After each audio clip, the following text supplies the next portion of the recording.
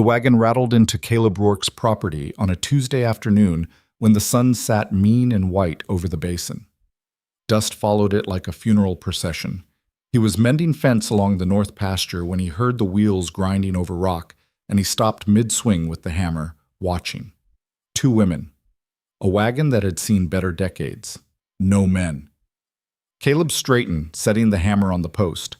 His ranch sat 8 miles from Ridgeway, far enough that people didn't just happen by. If you came out here, you meant to. He waited. The wagon pulled up near the barn, and the driver, a woman somewhere past 50 with a spine like an iron rail, climbed down without hesitation. She wore black despite the heat. Her hands were red and rough, her face weathered in that particular way that came from disappointment more than sun. "Caleb Rourke?" her voice carried. "That'd be me. I'm Constance Vance. This is my daughter Mara." She gestured to the figure still sitting in the wagon. "We heard you might need help." Caleb's eyes shifted to the daughter. She was younger, mid-20s maybe, and heavy in a way that made her seem like she was trying to take up less space than she already did. Her head was down, hands folded in her lap. She didn't look at him. "Heard from who? Does it matter?" Caleb considered. His last hired hand had quit 2 months back after a rattlesnake spooked his horse into a gully. The man broke his collarbone and blamed Caleb for it, as if he'd personally instructed the snake. Since then, the place had been falling apart faster than he could patch it. The barn roof leaked, the garden had gone to weeds, the house was a mess he didn't have time to think about. "Can she cook?" He nodded toward Mara. "Better than anyone you've had." "Can she work?" "She'll outwork any man you could hire." "I pay $1 a week, room and board included. No Sundays off, animals don't stop eating because it's the Sabbath. You do your job. I don't ask questions. You cause trouble, you're gone. That clear?" Constance's jaw tightened, but she nodded. "Clear." "Fine. Barn's empty except for the horses. There's a loft, you can use it. We'll need a stove. There's one in the house you can use. And privacy." Caleb's expression didn't change. "I'm not in the habit of bothering people. You won't see me unless there's work to discuss." "Good." She turned and gestured to Mara, who finally climbed down from the wagon. She moved slowly, carefully, like someone used to being watched and judged for it. She was tall, taller than her mother, but she kept her shoulders curved inward. Her dress was plain, patched at the elbows. She carried a single bag. Caleb watched her for a moment, then turned back to the fence. "Supper's at 6, he said over his shoulder. "If you're cooking, make enough for 3. He didn't wait for a response. The Vance women moved into the barn loft that evening without ceremony. Caleb heard them shuffling around up there, boots on wood, the scrape of a trunk being dragged, but he kept to the house. He'd meant what he said. He didn't ask questions. At 6, he came in from the paddock to find the kitchen transformed. The table had been cleared of the debris he'd let pile up, old newspapers, a broken bridle, 2 empty whiskey bottles. The dishes were washed. The floor had been swept, and on the stove, something was actually cooking. Mara stood at the counter, her back to him, cutting potatoes. She didn't turn when he entered. "Stew will be ready in 10 minutes, she said quietly. Her voice surprised him. It was low, steady, not timid exactly, but careful, like she'd learned to measure every word before letting it out. "All right." He sat at the table and waited. Constance appeared a moment later, carrying a basket of rolls. She set them down without looking at him, then took a seat across the table. Mara brought the pot over and ladled stew into 3 bowls: venison, carrots, onions. It smelled better than anything Caleb had managed in months. She set a bowl in front of him, then one in front of her mother, then finally took her own seat at the far end of the table. They ate in silence. The stew was good, thick, well-seasoned, the meat tender enough to fall apart under a spoon. Caleb didn't say so, but he took a second bowl, and Mara refilled it without comment. When he finished, he stood. "Thank you for the meal." Mara nodded, still not meeting his eyes. He left them to clean up. The next morning, Caleb woke before dawn and went out to start the day's work. He expected to find the barn still quiet, the women sleeping off the journey. Instead, he found Mara already in the chicken coop, scattering feed. She'd changed into a simpler dress, something darker and more practical, with the sleeves rolled to her elbows. Her hair was tied back. She moved efficiently without hesitation. "You're up early," he said. She startled slightly, then straightened. "Chickens don't wait." "No, they don't." He watched her finish, then nodded toward the barn. "There's fence that needs mending along the east line. Tools are in the shed. If you can handle a hammer, I could use the help." "I can handle a hammer." "Good. Meet me there after breakfast." She nodded. Constance made breakfast. Eggs, biscuits, coffee that could strip paint. Caleb ate quickly and headed out.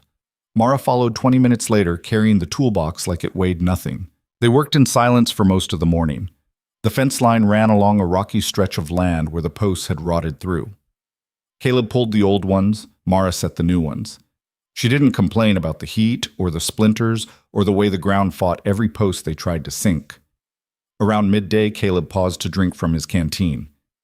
"Your mother said you could outwork any man I'd hire," he said. Mara didn't look up. "She exaggerates." "Does she?" "Sometimes." She drove another post into the ground with 3 solid strikes, then moved to the next one. Caleb watched her for a moment. "Why'd you come out here?" She stopped. Her hands tightened on the hammer. "You said no questions." "I did." "Then don't ask them." Her voice was quiet, but there was steel underneath. Caleb nodded slowly. "Fair enough." They went back to work. What? The first week passed without incident. Mara and Constance kept to themselves, sleeping in the loft, cooking in the house, working where Caleb pointed them. The ranch, which had felt like it was dying a slow death, started to look alive again. The garden got weeded. The barn got mucked. The roof got patched. Caleb had grown used to silence, but this was different. This was the silence of people who'd learned not to draw attention. He recognized it because he'd lived it himself. On Saturday, Constance drove the wagon into town for supplies. Mara stayed behind, working in the garden. Caleb was repairing a broken gate near the corral when he heard her cry out. He dropped the pliers and ran. She was on the ground near the tomato plants, clutching her hand. Blood ran between her fingers. "What happened?" "Knife slipped." Her voice was tight with pain. "Let me see." She hesitated, then held out her hand. The cut ran across her palm, deep enough to need stitches. Caleb swore under his breath. "Come on, inside." He led her to the kitchen and sat her down at the table. She didn't protest, which told him how much it hurt. He grabbed a clean cloth, pressed it to the wound. "Hold that, tight." She obeyed. He rummaged through the cabinet until he found the needle and thread he kept for emergencies. He poured whiskey over both, then pulled a chair close. "This is going to hurt." "I know." He took her hand. It was the first time he'd touched her. Her skin was warm, calloused, working hands. "You done this before?" she asked. "Enough times." "On yourself?" "Mostly." "That's different." "Not by much." He threaded the needle and started stitching. She didn't flinch, didn't pull away, just sat there, breathing through her teeth, watching him work. "You're tougher than you look," he said. "People usually say the opposite. People are idiots." The corner of her mouth twitched, almost a smile. He finished the stitches and tied off the thread, then wrapped her hand in a clean bandage. "Keep it dry. Change the bandage tomorrow." "Thank you." She stood but didn't leave immediately. Just stood there, looking at him like she was trying to figure something out. "What?" he asked. "Why don't you ask?" "Ask what?" "Where we came from, why we're here, why my mother acts like the world's ending and I act like I'm already dead." Caleb leaned back in his chair. "Because it's none of my business." "Most people think everything's their business. I'm not most people." She studied him for another moment, then nodded. "No, you're not." She left. Caleb sat alone in the kitchen, staring at the bloody cloth on the table, and wondered what kind of trouble he'd just invited onto his land. Constance returned from town that evening with flour, sugar, and a face like a thundercloud. "They're talking," she said flatly, setting the supplies on the counter. Caleb looked up from the ledger he'd been pretending to balance. "Who?" "Everyone. About us." About you hiring us. Let them talk. It's not that simple. It is for me. Constance's hands gripped the counter. They're saying things about Mara, about why we left. I don't care what they're saying. You will when they stop selling to you. Caleb set down his pencil. They threaten that? Not in so many words, but Mrs. Hadley at the general store made it clear she doesn't approve of that kind of arrangement. And the banker's wife looked at me like I'd crawled out of a ditch. Mrs. Hadley's a busybody, and the banker's wife is worse.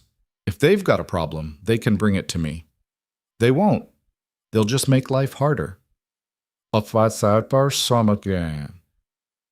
Then life gets harder. Wouldn't be the first time. Constance stared at him. You really don't care what they think. Not even a little. For the first time since she'd arrived, something in her expression softened. Not much, but enough. Why? She asked. Why what? Why hire us? You didn't know us. You didn't ask for references. You just said yes. Caleb looked at her for a long moment. Because I know what it's like when nobody will. She didn't respond, just nodded once and started putting away the supplies. Sunday came, and with it, trouble. Caleb had told them there were no Sundays off, but he didn't actually expect them to work. It was more a test than a rule, see if they'd push back, see if they'd demand what they thought they were owed. They didn't. Mara spent the morning in the garden, Constance in the kitchen. Caleb worked on the corral fence, replacing boards that had rotted through. Around noon, a rider came up the road. Caleb recognized him immediately. Thomas Greer, one of the deacons from the church in town. A man who confused piety with superiority and spent most of his time making sure everyone knew the difference. Greer dismounted near the porch, his expression already set in disapproval. Greer. I'm here on behalf of the congregation. That's so. There's been talk about the women you've taken in. I didn't take them in. I hired them. It's improper. What is? 2 women living here, unmarried, no chaperone. They're employees, same as any hand. It's not the same and you know it. People are concerned. People should mind their own business. Greer's face darkened. This is our business. This community has standards. We won't tolerate. You won't tolerate what? Caleb's voice dropped. 2 women trying to earn a living? A man hiring help for his ranch? Or are you just upset that I didn't ask your permission first? Watch your tone. Get off my land. Rourke, now. They stared at each other. Greer's jaw worked, but he wasn't stupid enough to push it. He turned and mounted his horse. This isn't over, he said. Yeah, it is. Greer rode off. Caleb turned to find Mara standing in the doorway of the barn watching. Her face was unreadable. You didn't have to do that, she said. Yes, I did. They'll make trouble for you. Let them. She looked like she wanted to say something else, but didn't, just turned and went back inside. Neat. That night, after supper, Mara stayed in the kitchen while Caleb sat on the porch. She brought him coffee without being asked, then lingered near the doorway. Can I ask you something? She said. You can ask. Don't mean I'll answer. Why don't you go to church? Caleb sipped his coffee. Don't see the point. My mother thinks you're godless. Your mother might be right. Are you? He considered. I think if there's a God, he's got better things to do than worry about whether I show up on Sundays. That's not what most people think. I'm not most people. She almost smiled again. No, you're not. She started to leave, then stopped. For what it's worth, thank you for telling Greer to leave. Don't thank me. I didn't do it for you. Then why'd you do it? Because I don't like being told what to do. This time, she did smile, small but real. Me neither, she said. The trouble started small. First, it was whispers. Caleb heard them when he went into town for supplies, conversations that stopped when he walked by, looks that lingered too long. He ignored them. Then it was the banker. Caleb had a loan on the ranch, a holdover from when he'd first bought the place. The payments were manageable, the terms clear. But when he went in to make his monthly payment, the banker, a thin, pinched man named Fairchild, looked at him over his spectacles with something like satisfaction. "Rourke, I was hoping you'd come in." "I'm here every month, Fairchild. What do you want?" "I've been reviewing your account. There are some concerns." "What concerns?" "Your financial situation. The ranch hasn't been profitable in some time." "The ranch is fine." "Is it? Because from what I hear, you've been struggling, and now you've taken on additional expenses, 2 more mouths to feed." "That's my business." "It's the bank's business when it affects your ability to repay your loan." Caleb leaned on the counter. "I've never missed a payment." "Not yet, but we have to think about the future. The bank has a responsibility to protect its investments." "What are you saying?" Fairchild's smile was thin. "I'm saying we're calling in the loan. You have 60 days to pay in full or we'll foreclose." "You can't do that." "Read your contract, Rourke. We absolutely can." Caleb's hands tightened into fists. "This is because of the women. This is because of sound financial management. This is because Greer and his church friends want me punished for not kissing their feet." Fairchild's expression didn't change. 60 days, Mr. Rourke. I'd suggest you start figuring out how to raise the money." Caleb left before he did something he'd regret. He didn't tell Mara or Constance. Not at first. What was the point? They just blamed themselves, and he didn't need that weight added to whatever they were already carrying. But Mara wasn't stupid. She noticed him going over the ledgers late at night, noticed the tension in his shoulders, the way he barely touched his supper. One evening, she sat down across from him at the table. "What's wrong?" "Nothing." "Don't lie to me." He looked up. Her eyes were steady, unflinching. "The bank's calling in my loan," he said finally. "I've got 60 days to pay it off, or they take the ranch." Her face went pale. "How much?" "More than I've got. Because of us. Because of small-minded people who can't stand seeing someone live different than they do. It's the same thing." "No, it's not." She stood abruptly. "We'll leave, tonight. We'll pack up and go, and you can tell them we're gone, and maybe—" "Sit down." "Caleb, sit down." She sat. He leaned forward. "You leaving doesn't fix this. They've already made up their minds. They'll take the ranch no matter what I do now. The only thing that'll stop them is paying off the loan." "Then we'll help you raise the money." "How?" She didn't have an answer. Caleb sighed and rubbed his face.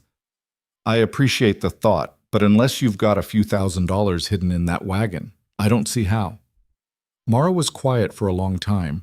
Then, slowly, she said, "There might be a way." "What way?" "Cattle Drive. I heard some men in town talking about it.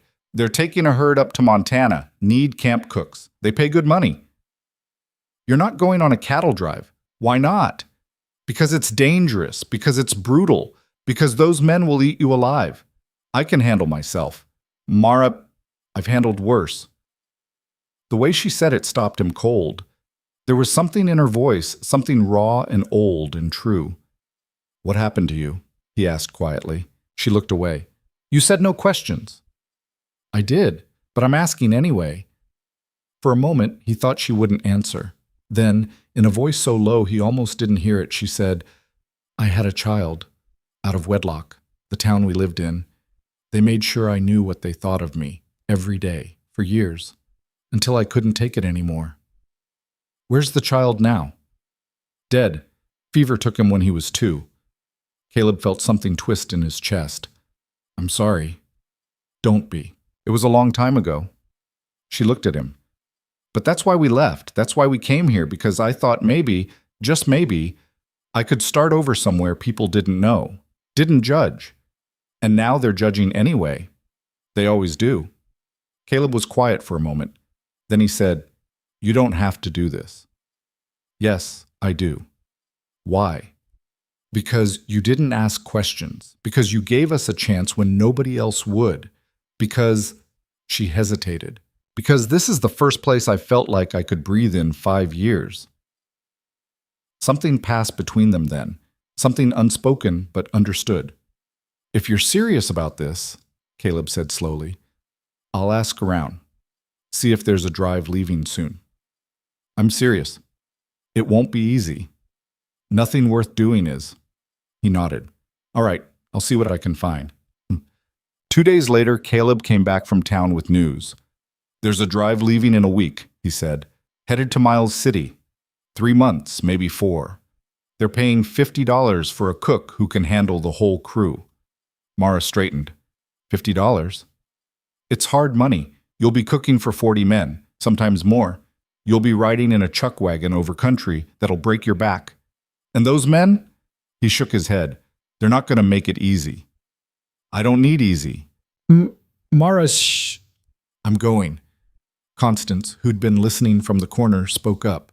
Absolutely not. Mother, you don't know what you're asking for. Those men, I know exactly what I'm asking for, and I'm still going. I forbid it. You can't. Mother and daughter stared at each other. Finally, Constance looked away. You're going to get yourself killed, she said quietly. Maybe, but at least I'll die trying. Caleb watched them both, then sighed. I'll take you to meet the trail boss tomorrow, but if he says no, that's the end of it. He won't say no. You sure about that? I'm sure I'll make him say yes. The trail boss was a man named Cole Madsen, a grizzled veteran of a dozen drives with a face like old leather and eyes that missed nothing. He looked Mara up and down when Caleb brought her to his camp, and his expression said everything. No. You haven't even heard her out, Caleb said. Don't need to. I need someone who can handle the work, and she can't. How do you know? Look at her. Mara stepped forward. I can cook for 50 men on 3 hours sleep. I can work a fire in a rainstorm. I can butcher a steer and have it ready for supper before your boys even finish washing up. And I don't quit. Madsen raised an eyebrow.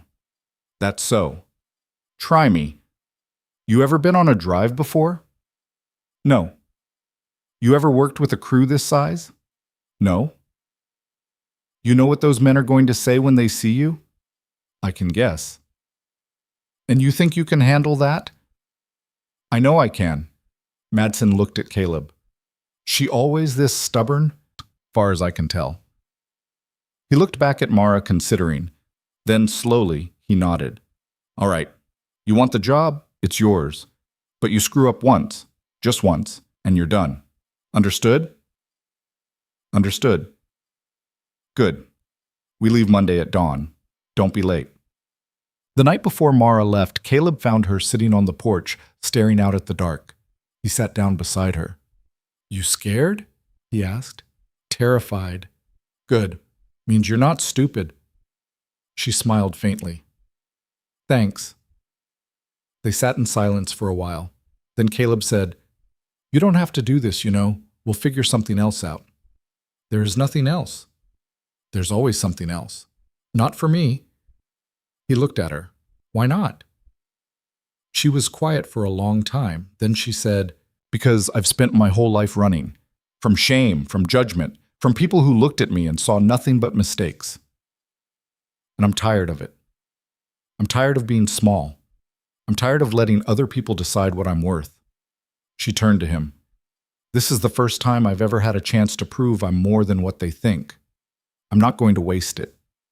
Caleb nodded slowly. Just come back. I will. Promise me. I promise. He wanted to believe her, but as he watched her walk back to the barn, something in his chest tightened with a fear he didn't know how to name. Mara left at dawn. Caleb watched her climb into the chuck wagon beside Madsen, watched the dust rise as the herd started moving. She didn't look back. Constance stood beside him, her face unreadable. She'll be fine, Caleb said. You don't know that. No, but I believe it. Constance glanced at him. You care about her. She works for me. That's not what I said. Caleb didn't answer. They stood there until the wagons disappeared over the horizon. Then, without a word, they turned and went back to work. The ranch felt emptier without her. Caleb told himself it was because there was more work to do. But late at night, when the house was quiet and the wind rattled the windows, He knew it was something else. He missed her, and that terrified him more than anything the bank or the town could ever do. The first week without Mara, Caleb worked himself until his hands bled. He fixed everything that didn't need fixing, reorganized the barn twice, and rode fence lines that were already sound. Constance watched him from the kitchen window but said nothing. She knew what he was doing. She'd done it herself after her husband died, worked until exhaustion was the only thing that could silence the thoughts. The second week, the town made its first real move. Caleb was in the general store, gathering supplies, when Mrs. Hadley came out from the back room. She was a thick woman with a permanent scowl and opinions about everything. "Mr. Rourke," she said, not quite looking at him, "I'm afraid I can't extend you credit anymore." Caleb set down the bag of flour he'd been holding. "Since when?" "Since the store's policy changed." "What policy?" "We're requiring cash payment from customers with uncertain financial situations." "My financial situation was fine last month." "Things change." She folded her arms across her chest. "If you can't pay cash, I'll have to ask you to leave." Caleb pulled out his wallet and counted bills onto the counter. It was most of what he had left. Mrs. Hadley took the money without comment and bagged his supplies in silence. As he turned to leave, she called after him. "You know, this could all be avoided if you'd just conduct yourself properly. Send those women away. Come to church. Show people you're willing to be part of this community." Caleb stopped. He didn't turn around. "I'd rather burn the ranch to the ground than ask permission to live my life from people like you." He walked out. Behind him, he heard Mrs. Hadley mutter something about pride and downfall. He didn't care, but when he got back to the ranch and unloaded the supplies, he did the math. At this rate, he had maybe 6 weeks before he'd run out of money entirely. The loan payment was due in 43 days. He needed $2,000. He had 73. Constance found him that evening staring at the ledger like it might suddenly reveal a solution. "How bad is it?" she asked. "Bad enough." She sat down across from him. "There has to be something we can sell." "Already thought of that. The horses are worth maybe $300 if I can find a buyer. The cattle aren't ready for market. Equipment's old. Nobody wants it." "What about the land itself?" "If I could sell the land, I wouldn't need the loan. But Fairchild won't let me sell until the debt's clear, and nobody's going to buy property with a lien on it." Constance was quiet for a moment. Then she said, "I have some jewelry. From my mother. It's not much, but no." "Caleb, I'm not taking your jewelry." "It's just sitting in a trunk. It's not doing anyone any good." "The answer's no." She looked at him with something like frustration. "Why are you so stubborn?" "Because if I start taking charity, I might as well just hand them the keys now. It's not charity, it's helping. It's the same thing." They sat in tense silence. Finally, Constance sighed. "Mara should be sending money soon from the drive. If she makes it that far, she will." "You sound sure." "I am. That girl's survived worse than a cattle drive." Caleb wanted to ask what worse meant, but he'd already broken his no questions rule once. He didn't push it. That night, he lay awake in bed, listening to the wind. Somewhere out there, Mara was sleeping under stars, surrounded by 40 men who didn't want her there. He wondered if she was scared. He wondered if she regretted going. He wondered if she thought about the ranch at all. The third week brought fire. It started somewhere up in the hills, probably lightning from a dry storm that had passed through 2 days earlier. Caleb smelled the smoke before he saw it, that sharp, bitter scent that made animals nervous, and men reach for shovels. By the time he got to the ridge and looked north, the entire horizon was orange. "Sweet hell," he muttered. The fire was moving fast, pushed by wind that had picked up overnight. It wasn't headed directly for the ranch yet, but fires didn't care about directions. They went where the wind took them. He ran back to the house. Constance was already outside, staring at the smoke. "We need to dig a fire break," Caleb said. "Along the north property line. If we can stop it there, that's half a mile of line." "I know.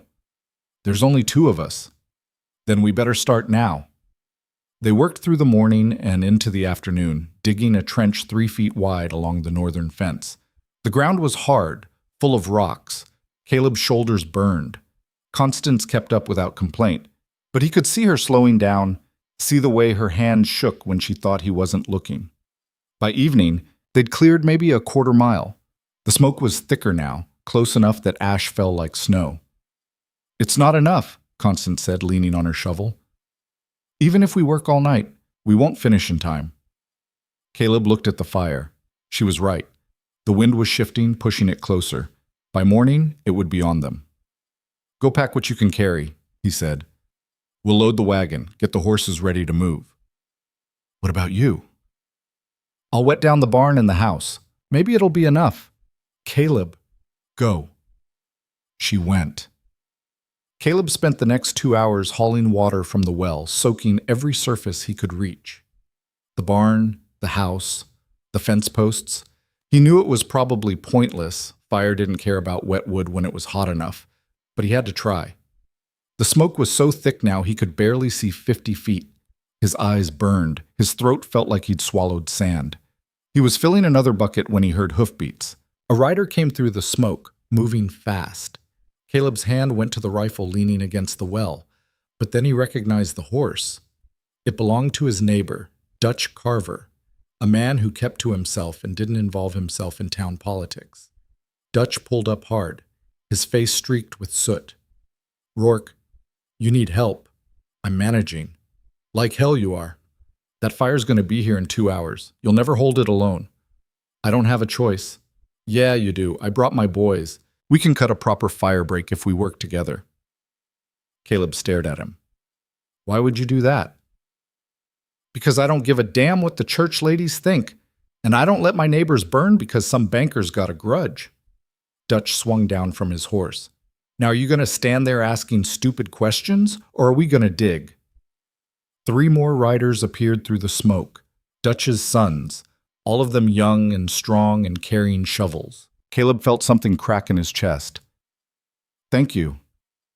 Thank me when we're done. Let's move." They dug for hours. 6 of them now, working in rotating shifts, cutting a trench deep enough and wide enough to maybe, stop the fire's advance. Constance brought water and food. The smoke got so thick they tied rags over their faces. Around midnight, the wind shifted. The fire turned east, away from the ranch, chasing easier fuel into the hills. By dawn, it had passed them entirely, leaving nothing but scorched earth and the smell of burning. They stood at the edge of the fire break, exhausted and filthy, watching the sun rise over blackened land. "You got lucky," Dutch said. "I know. Next time, ask for help sooner." "There won't be a next time."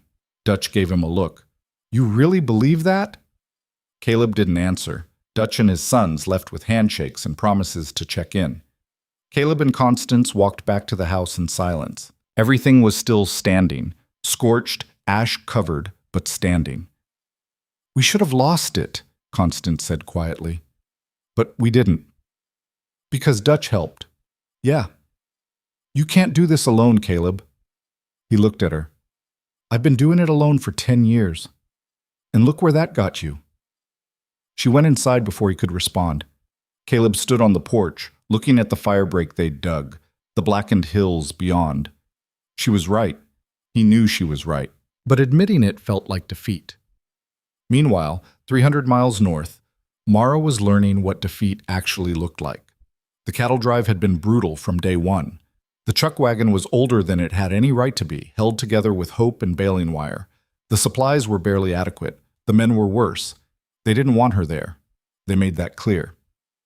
The first morning, when she'd climbed down from the wagon to start breakfast, one of the cowboys, a lean, hard-faced man named Pike, had looked her up and down and spat in the dirt. "Boss really hired her?" Another man laughed.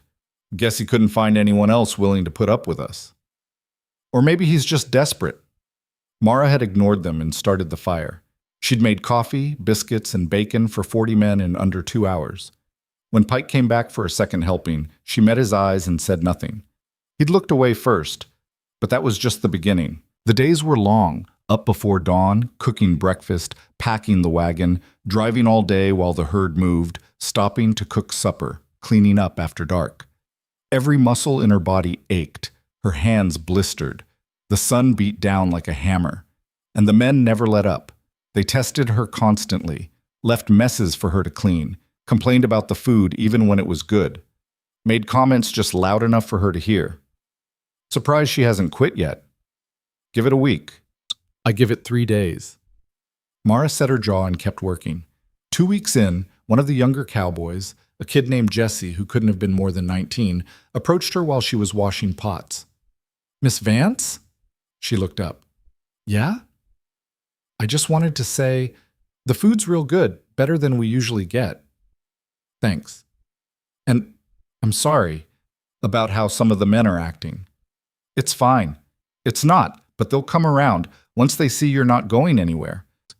Mara almost smiled. "You think so?" "I hope so." Jesse walked away and Mara went back to scrubbing. The kid was wrong, though. They wouldn't come around. Men like Pike never did. They'd just find new ways to make her miserable until she either quit or learned to be invisible. She chose neither.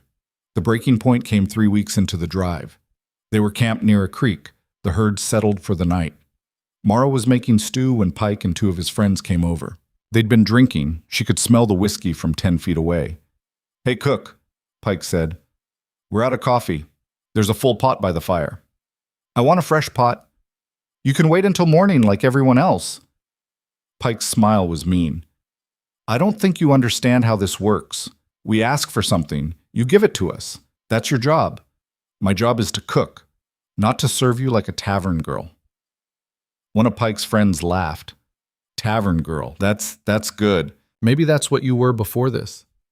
Mara's hands tightened on the spoon. "Walk away." "Or what?" "Or I'll make you." Pike stepped closer. He was a full head taller, twice her weight. "You really think you can—" She threw the stew in his face.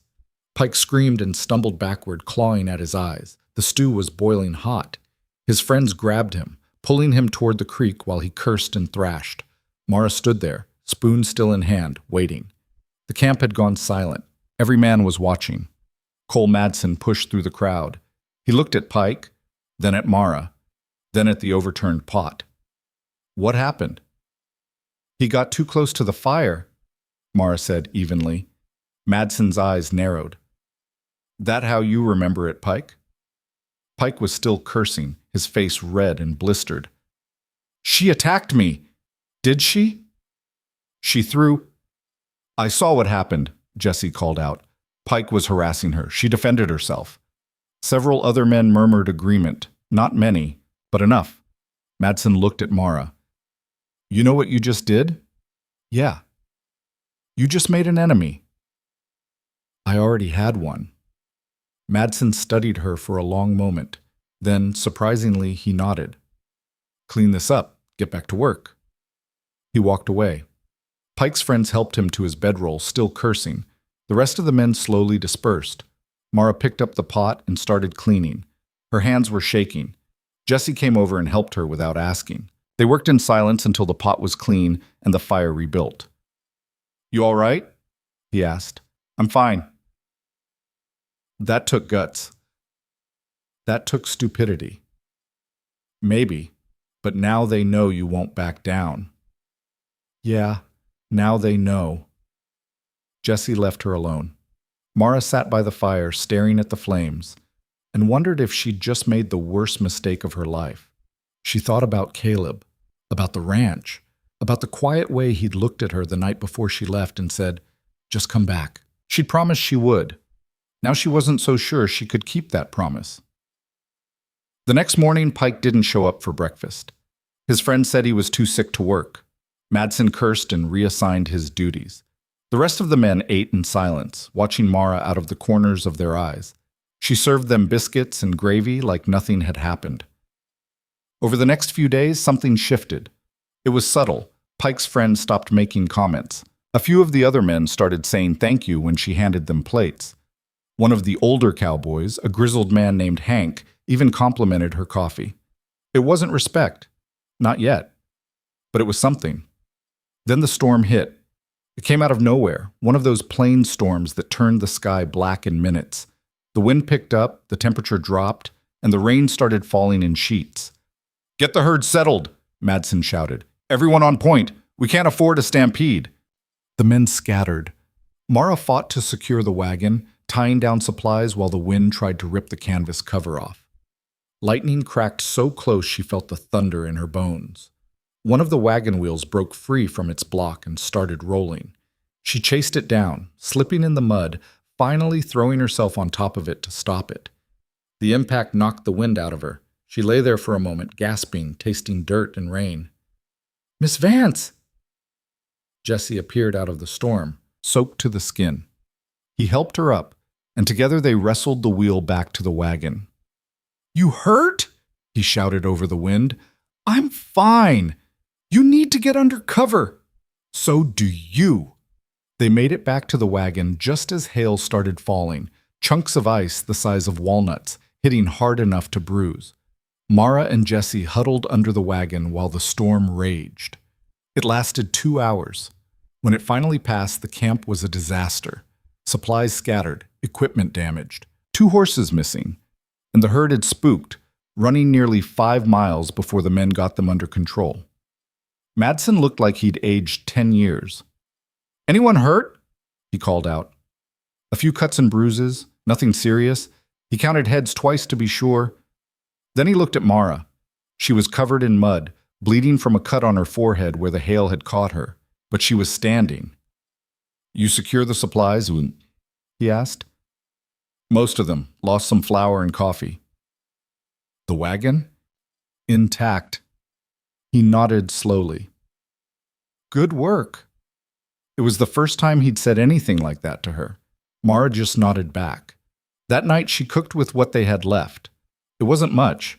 Beans, a little salt pork, some stale bread, but she made it stretch. The men ate without complaint. When she finally sat down by the fire, exhausted, Hank brought her a cup of coffee. "On the house," he said. She looked up at him. "Thanks." "You did good today. Kept your head." "Didn't have much choice." "There's always a choice. You chose right." He walked away.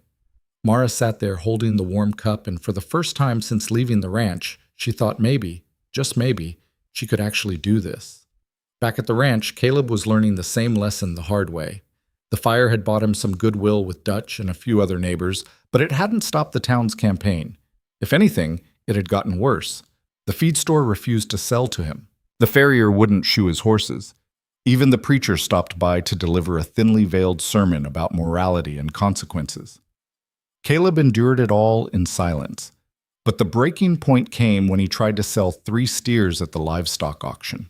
He'd raised them himself, good stock, worth at least $50 each. He needed the money desperately.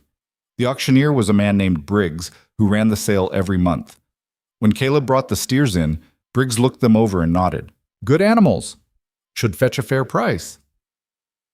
But when the bidding started, something strange happened. The buyers, men Caleb had known for years, didn't bid. They stood there, arms crossed, silent. "Come on, gentlemen," Briggs called. "These are prime steers. Who'll start at 40? Silence. 30? Nothing. 20? Finally, one man raised his hand. $10 for all 3. Caleb's jaw clenched. "That's robbery." The man shrugged. "That's my offer." "Anyone else?" Briggs looked around. No one moved. He sighed. "Sold $10. Caleb grabbed the man by his shirt before he could walk away.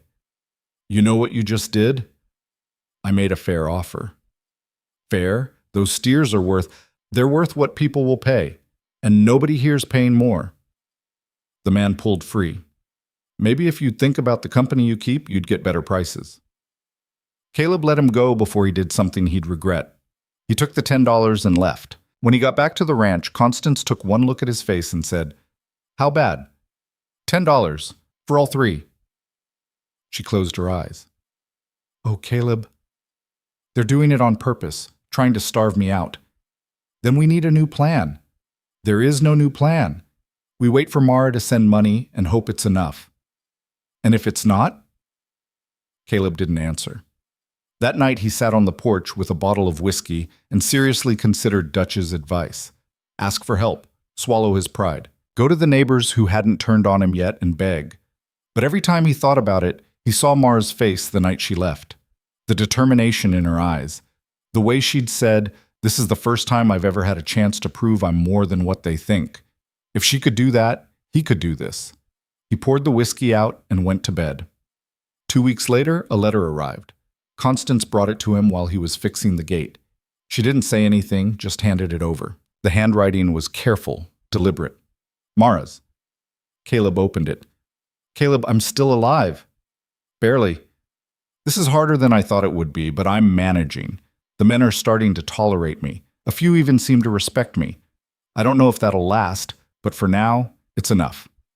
I'm sending $20. It's all I've earned so far. Madsen pays at the end of each month. There should be more next time. How's the ranch? How's my mother?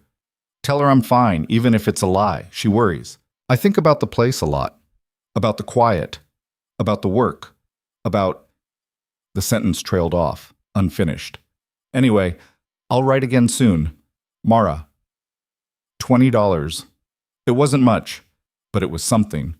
Caleb folded the letter carefully and put it in his pocket. Then he went to find Constance. She was in the garden, pulling weeds. "She's all right," he said. Constance looked up. "She say that?" "Yeah." "You believe her?" "No, but she's alive, and that's enough for now." Constance nodded and went back to weeding, but Caleb saw the way her shoulders relaxed, saw the relief in the set of her jaw. That night, he wrote back. He didn't know if the letter would reach her. Cattle drives moved constantly, no fixed address, but he tried anyway. "Mara, ranch is standing, barely, had a fire. Dutch Carver helped stop it.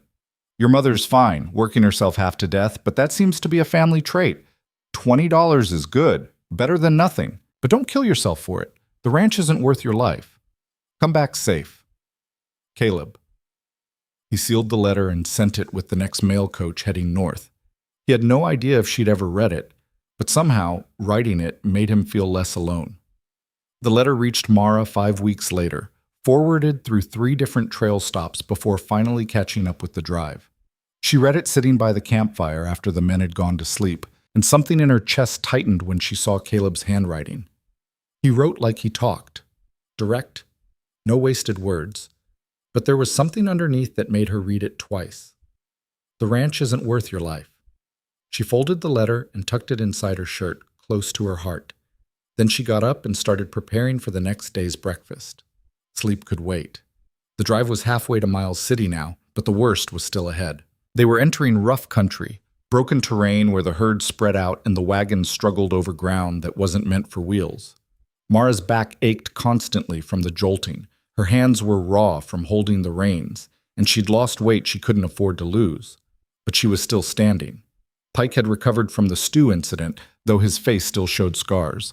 He avoided her now, which was fine. Some of the other men had started treating her like she belonged. Not all of them, not even most, but enough that she didn't feel quite so alone. Hank, the older cowboy who'd brought her coffee after the storm, had become something close to a friend. He'd ridden cattle drives for 30 years and had stories that could stretch from sundown to midnight. He kept the younger men in line when they got too rowdy, and more than once Mara had seen him quietly redirect trouble before it reached her. "You remind me of my daughter," he told her one evening while she was kneading dough. "That a good thing or a bad thing?" "Good. She's stubborn as hell, too. Married a shopkeeper against my wishes. I was wrong about him, turns out. Good man. Better than I gave him credit for." "You tell her that?" "Not in so many words, but I think she knows." Mara shaped the dough into biscuits. "Why are you telling me this?" Hank shrugged. "Because you got that same look she had when she told me she was getting married. Like you're done asking permission for your own life." "I am." "Good. World's got enough people who just go along. Needs more who dig in." He walked away before she could respond. That night, lying in her bedroll under the wagon, Mara thought about what he'd said. Done asking permission. That's exactly what this was, wasn't it? The whole drive, leaving the ranch, facing down Pike, Every miserable mile was her way of proving she didn't need anyone's approval to exist. But there was something else too. Something she hadn't quite admitted yet. She wanted to go back. Not because she'd failed, but because she'd succeeded. She wanted to walk onto that ranch with money in her pocket and see the look on Caleb's face when he realized she'd actually done it. She wanted to prove to him that his faith, however quiet, however unspoken, hadn't been misplaced. The thought scared her more than anything Pike could do. The next morning brought trouble of a different kind. They were crossing a river, shallow but fast-moving, and one of the chuck wagon wheels caught on a submerged rock. The wagon lurched sideways, throwing Mara against the seat rail. She grabbed for the reins, but they slipped through her hands. The horses panicked, lunging forward, and the wagon tipped. Everything went sideways. Mara hit the water hard, the current dragging her under. She couldn't tell which way was up, her dress wrapped around her legs like a shroud. She clawed at the water, lungs burning, and then hands grabbed her, hauling her up. Jesse. He jumped in after her, fully clothed, boots and all. They broke the surface together, gasping. The current tried to pull them downstream, but Jesse had hold of a rope someone had thrown. They made it to the bank, coughing and shaking. The wagon was half submerged, tilted at a crazy angle. Supplies floated away downstream, flour, coffee, beans, all of it gone. The men were scrambling to save what they could, but it was too late for most of it. Madsen stood on the bank, watching the disaster unfold, his face carved from stone. When Mara finally caught her breath, he walked over. "How much did we lose?" She tried to calculate through chattering teeth. "Most of the dry goods, maybe half the cooking equipment. Can you still feed the crew?" "I don't know. I'll have to see what's left." "That's not an answer. It's the only one I've got right now." Madsen stared at her. For a moment, she thought he was going to fire her on the spot. Then he turned to the men. "Get that wagon upright. Salvage everything you can. We're camping here tonight." They worked for hours, dragging the wagon out of the river, laying out soaked supplies to dry. Mara took inventory of what remained. It wasn't good. She had enough flour for maybe 3 more days if she stretched it. The coffee was ruined. Most of the salt pork had washed away. She had beans, some rice, and whatever game the men could hunt. That night's supper was thin soup and hardtack so stale it could break teeth. The men ate without complaint, but Mara saw the looks they exchanged. They were wondering if she could pull this off. She was wondering the same thing. Jesse found her after supper, sitting by the wagon, staring at her empty supply crates. "We'll be all right," he said. "You don't know that. I know you. You'll figure something out. What if I don't? Then we'll all starve together." He grinned. "But I don't think that's going to happen." "Why not?" "Because you're too mean to quit."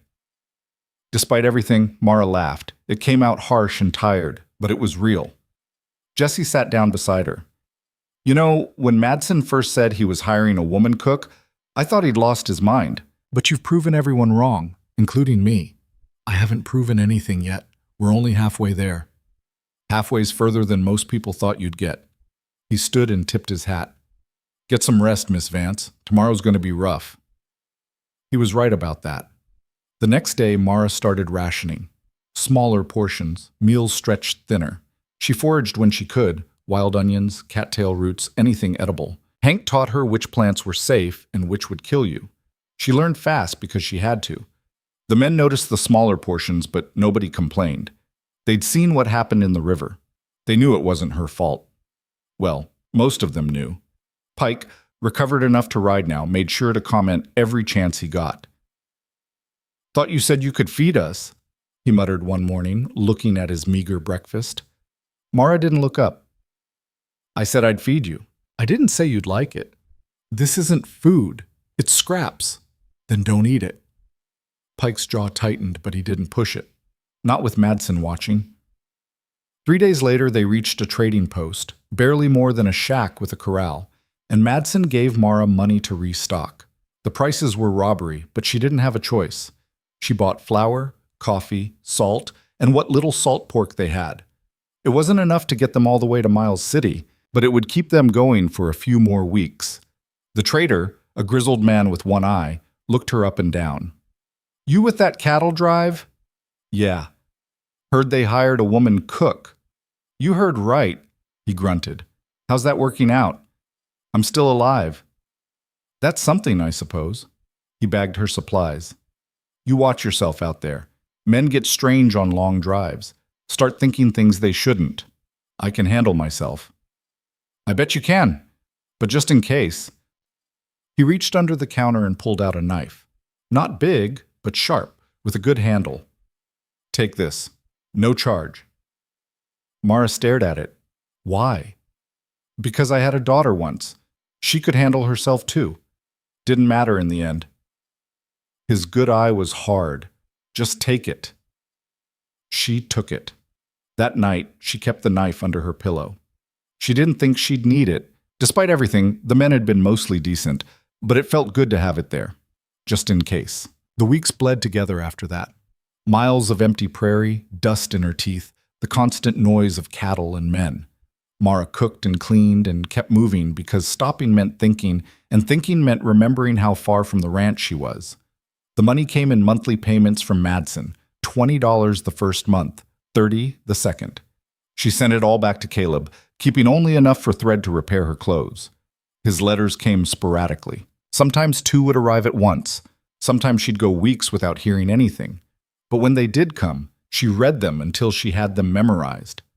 One letter told her about a neighbor who'd tried to buy the ranch out from under Caleb for half its value. Caleb had run him off with a shotgun. She'd smiled at that. Another told her about Constance teaching herself to fix the windmill when it broke. Caleb wrote, Your mother's tougher than she looks. Reminds me of someone else I know. That one she kept in her pocket for days. The most recent letter was shorter than usual. Bank's getting impatient. 30 days left. Need about 800 more. Don't know where it's coming from, but I'll figure something out. You just focus on staying safe. $800. She did the math. At $30 a month, she'd need 5 more months. They'd be done with the drive in 2. It wasn't enough. That night, Mara couldn't sleep. She lay under the wagon, staring at stars, trying to figure out how to make impossible numbers work. Around midnight, she gave up and got up to start breakfast early.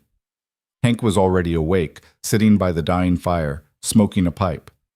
Can't sleep? He asked. Too much thinking. Nothing good ever comes from thinking in the middle of the night. Probably not. She sat down beside him. Can I ask you something? Shoot. You ever do something you knew was stupid just because it was the only option you had? Hank puffed his pipe. You talking in general or specific? Specific. This about that ranch you're sending money to? She looked at him, surprised. Hank shrugged. I hear things. Madsen mentioned it once, said you were working to save someone's place. It's complicated. It always is. He tapped out his pipe. Whatever you're thinking of doing, just make sure it's worth it. Not the ranch, I mean the person. Because saving a place is easy compared to saving a person. And if you're doing this for the wrong reasons, it'll eat you alive. What if I don't know the reasons? Then you better figure them out before it's too late. He stood and walked back to his bedroll, leaving Mara alone with the fire and her thoughts. She knew he was right. She'd been telling herself this was about the ranch, about proving herself, about earning respect. But somewhere along the line, it had become about Caleb, about the way he'd looked at her when she left, about the quiet faith in his voice when he'd said, just come back.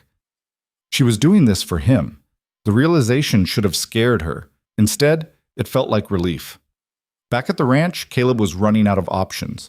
28 days until the loan was due. He had $470, the money from Mara plus what little he'd scraped together, selling everything that wasn't nailed down. He needed 800 more. Dutch had offered to lend him money. Caleb had refused. Taking money from a friend felt worse than losing the ranch. Constance had sold her mother's jewelry despite his protests. It had brought in $90. Still not enough. The bank sent a reminder notice. Then another. Fairchild stopped by personally to inform Caleb that the foreclosure process would begin the day after the payment was due. Nothing personal, you understand, Fairchild said, standing on the porch like he owned it already. Just business. Get off my land. Technically, it's the bank's land. You're just borrowing it. Caleb's hands curled into fists. Constance appeared in the doorway, saw the look on his face, and stepped between them. Mr. Fairchild, you've delivered your message. Now leave before this gets ugly. Fairchild smiled. Mrs. Vance, I'm surprised you're still here. I'd have thought you'd move on by now, considering. Considering what? Considering your employer's situation, unless you're planning to stay after the foreclosure. I'm sure the new owners would appreciate experienced help. The new owners can go to hell. Fairchild's smile widened. Such language. I can see where your daughter gets her spirit. Constance moved so fast, Caleb barely saw it. One moment she was standing still, the next her hand had cracked across Fairchild's face, hard enough to snap his head sideways. That's for my daughter. You want to insult me? Go ahead, but you leave her out of this. Fairchild touched his reddening cheek, his smile gone. I could have you arrested for assault. You could try. Constance's voice was ice. But then you'd have to explain to the sheriff why you were on this property, harassing a woman. I'm sure that'll look good in front of your church friends. They stared at each other. Finally, Fairchild turned and walked to his horse. 28 days, Rourke, then it's over. He rode away. Caleb looked at Constance. You didn't have to do that. Yes, I did. Nobody talks about my daughter like that. He's going to make trouble. He was already making trouble. At least now he knows we'll hit back. Caleb almost smiled. Mara really is your daughter, isn't she? Damn right she is. That night, Caleb sat at the kitchen table with the ledger open, staring at numbers that refused to add up. Constance brought him coffee and sat down across from him. There has to be something we're missing, she said. There isn't. I've been over it 100 times. What about livestock? We could sell more cattle. I tried. Nobody's buying. Not from me. Equipment? Sold everything worth selling. What's left wouldn't bring in $50. Constance drummed her fingers on the table. What if we went to the newspaper, made it public what Fairchild's doing, the way the town's treating you? That'll just make it worse. People will think I'm whining. Then what do we do? Caleb closed the ledger. We wait for Mara, hope she sends enough. And if she doesn't? He didn't answer, but the next day something unexpected happened. Caleb was working on the barn door when he saw dust on the road. 3 wagons, moving slow. As they got closer, he recognized the lead driver, Emma Cole, Dutch's wife, a practical woman who ran their household like a general ran an army. She pulled up near the barn and climbed down. The other 2 wagons followed, women Caleb recognized from neighboring ranches, though he'd never spoken to most of them. Mrs. Cole, he said, confused, what brings you out here? We heard about your situation with the bank. News travels fast. It does when people want it to. She gestured to the other women. We've been talking about what's happening to you, about why it's happening. I appreciate the concern, but we're not here to offer sympathy, Mr. Rourke. We're here to offer help. She nodded to the other women, who started unloading crates from the wagons. Food, supplies, clothes. Caleb stared. I can't accept this. You can, and you will, Emma said firmly. We've all seen what this town does to people who don't fall in line. Most of us have experienced it ourselves at one point or another, and we're tired of watching good people get destroyed for no reason. But no buts. This is happening whether you like it or not. She pulled an envelope from her pocket and handed it to him. This is from all of us. It's not a loan. It's a gift. No strings attached. Caleb opened the envelope. $300. His throat tightened. I don't know what to say. Say thank you and let us finish unloading. Thank you. Emma smiled. You're welcome. Now where does your cook want these supplies? Constance appeared from the house, saw the wagons, and stopped in her tracks. Emma walked over and introduced herself. Within minutes, the women were working together like they'd known each other for years, organizing supplies and swapping stories. Caleb stood there, watching, feeling something he hadn't felt in a long time. Hope. That night, after the women had left and the supplies were put away, he counted his money. $770. He needed $1,230. He was still short, but for the first time the gap felt like something he could close. He wrote to Mara that night, We're going to make it. People helped. Good people. The kind you don't expect until they show up. We're still short, but we're getting there. How's the drive? He didn't tell her about Fairchild's visit or constant slapping him. He didn't tell her how scared he'd been or how many nights he'd spent wondering if he was going to lose everything. He just told her they were going to make it. Because now he actually believed it. Meanwhile, Mara was learning just how much a body could endure. They were 3 weeks from Miles City when one of the steers got injured and had to be put down. That meant fresh beef, which should have been good news. But it also meant butchering a 1,000-pound animal in the field with limited tools and then trying to preserve the meat in summer heat. Mara worked for 16 hours straight, cutting and salting meat, while the men rotated through to help. Her hands cramped, her back screamed, but she kept going because stopping meant waste, and they couldn't afford waste. By the time she finished, the sun was coming up on a new day, and she could barely stand. Hank had to help her to the wagon. "You need to rest," he said. "I need to start breakfast." "Jesse can handle breakfast. You rest." She wanted to argue, but her body had other ideas. She collapsed in the wagon and was asleep before she could take off her boots. She woke 8 hours later to find Jesse had indeed handled breakfast and lunch. The men had eaten without complaint, and sitting next to her in the wagon was a plate of food Jesse had saved for her. She ate it slowly, tasting salt and exhaustion in equal measure. That night, Madsen called her over to the fire where he was going over the books. "We're ahead of schedule," he said. "If the weather holds, we'll reach Miles City in 2.5 weeks instead of 3. That's good." "It is. And because of that, I'm adding a bonus to your final payment, $25 extra. Mara's breath caught. "You don't have to do that." "I know I don't, but you've earned it. This drive should have fallen apart after that river crossing. It didn't because you kept us fed. That's worth something." $25. Added to what she'd already sent and what she had coming, that brought her total to $175. It still wasn't enough to save the ranch, but it was more than she'd dreamed of when she started. "Thank you," she said quietly. Madsen nodded. "You did good, Mara. Better than good. I've had men quit over less than what you've handled. You should be proud." It was the first time he'd used her first name. It felt like acceptance. That night she calculated numbers by firelight. If Caleb had scraped together anything at all, and if the women who'd helped added enough, maybe they had a chance. A small chance. But it was there. She thought about what Hank had said. Make sure it's worth it. Not the ranch. The person. Was Caleb worth it? She thought about his quiet strength, the way he'd never asked her to be anything other than what she was. She thought about the letters, the concern hidden beneath plain words. She thought about the way he'd looked at her the night before she left, like he was memorizing her face. Yeah, he was worth it. The final 2 weeks of the drive were the hardest. The terrain got rougher, the herd more restless.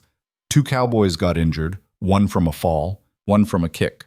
Mara treated them both with what little medical knowledge she had, boiling water for cleaning wounds and using whiskey for the pain. Pike, to everyone's surprise, actually thanked her for wrapping his injured wrist after his horse threw him. It wasn't much, but coming from him, it felt like a victory. And then, finally, Miles City appeared on the horizon. The men cheered. Mara just felt tired. They brought the herd in without incident. Madsen sold them for a good price. That night, he paid everyone their wages in full. Mara held her final payment in her hands, $100, and tried not to cry. She'd done it. Against everything, she'd actually done it. Hank found her packing her things the next morning. "You heading back to that ranch?" he asked. "Yeah." "Good. That man's lucky to have you." "He doesn't have me. I just work for him." Hank gave her a look. "You keep telling yourself that if it helps, but I've been around long enough to know what I'm seeing." She didn't argue. Jesse helped her load her bag onto the stagecoach. "You take care of yourself, Miss Vance." "You too, Jesse. Maybe I'll see you again sometime."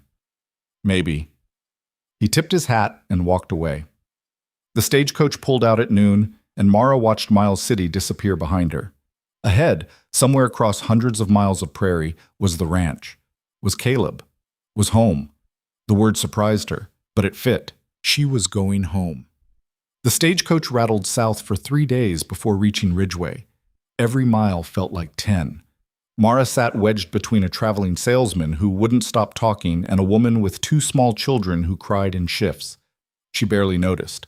Her mind was already at the ranch, calculating arrival times, wondering if the money would be enough, wondering what Caleb's face would look like when he saw her. The stagecoach pulled into Ridgeway just after noon on a Thursday. Mara climbed down stiff and sore, her bag heavier than it should have been. The driver handed down her belongings, and she paid him with coins that felt too precious to part with. The town looked the same dusty street, same judging faces. Mrs. Hadley stood outside the general store, saw Mara, and deliberately turned her back. Mara didn't care. She wasn't here for them. She hired a wagon from the livery. The man charged her double the usual rate, and she paid it without argument, and headed out toward the ranch. The 8 miles felt longer than the entire cattle drive. Her hands shook on the reins. She told herself it was exhaustion. She knew better.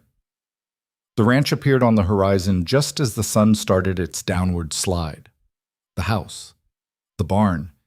The fence line she'd helped mend what felt like a lifetime ago. Everything looked smaller than she remembered, or maybe she'd just gotten bigger. She pulled the wagon up near the barn and climbed down. Her legs nearly buckled. 3 months of hard travel had left her thinner, harder, worn down to something essential. She caught her reflection in the water trough and barely recognized herself. Her face was darker, weathered. Her eyes looked older. The barn door opened and Constance stepped out. She stopped mid-stride, one hand flying to her mouth. "Mara?" "Yeah, Ma, it's me." Constance crossed the distance in seconds and pulled Mara into a hug that squeezed the air from her lungs. For a moment, Mara just stood there, stunned. Her mother wasn't a hugger, never had been, but now she held on like she was afraid Mara might disappear if she let go. "You're skin and bones," Constance said, pulling back to look at her. "What did they do to you out there?" "Nothing I couldn't handle." "That's not an answer. It's the only one you're getting." Mara looked past her toward the house. "Where's Caleb?" "North pasture, checking fence." Constance's expression shifted. "Mara, there's something you should know." "Is he all right?" "He's fine, but the bank—" "I know about the bank. That's why I'm here." Mara reached into her bag and pulled out the envelope containing all her earnings. $175. Every penny she'd made minus what she'd already sent. "How much does he still need?"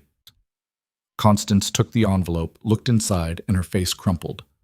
"Oh, honey. How much, Ma?" "About 400. The payment's due in 5 days." "Mski thought was 400. Mara's stomach dropped.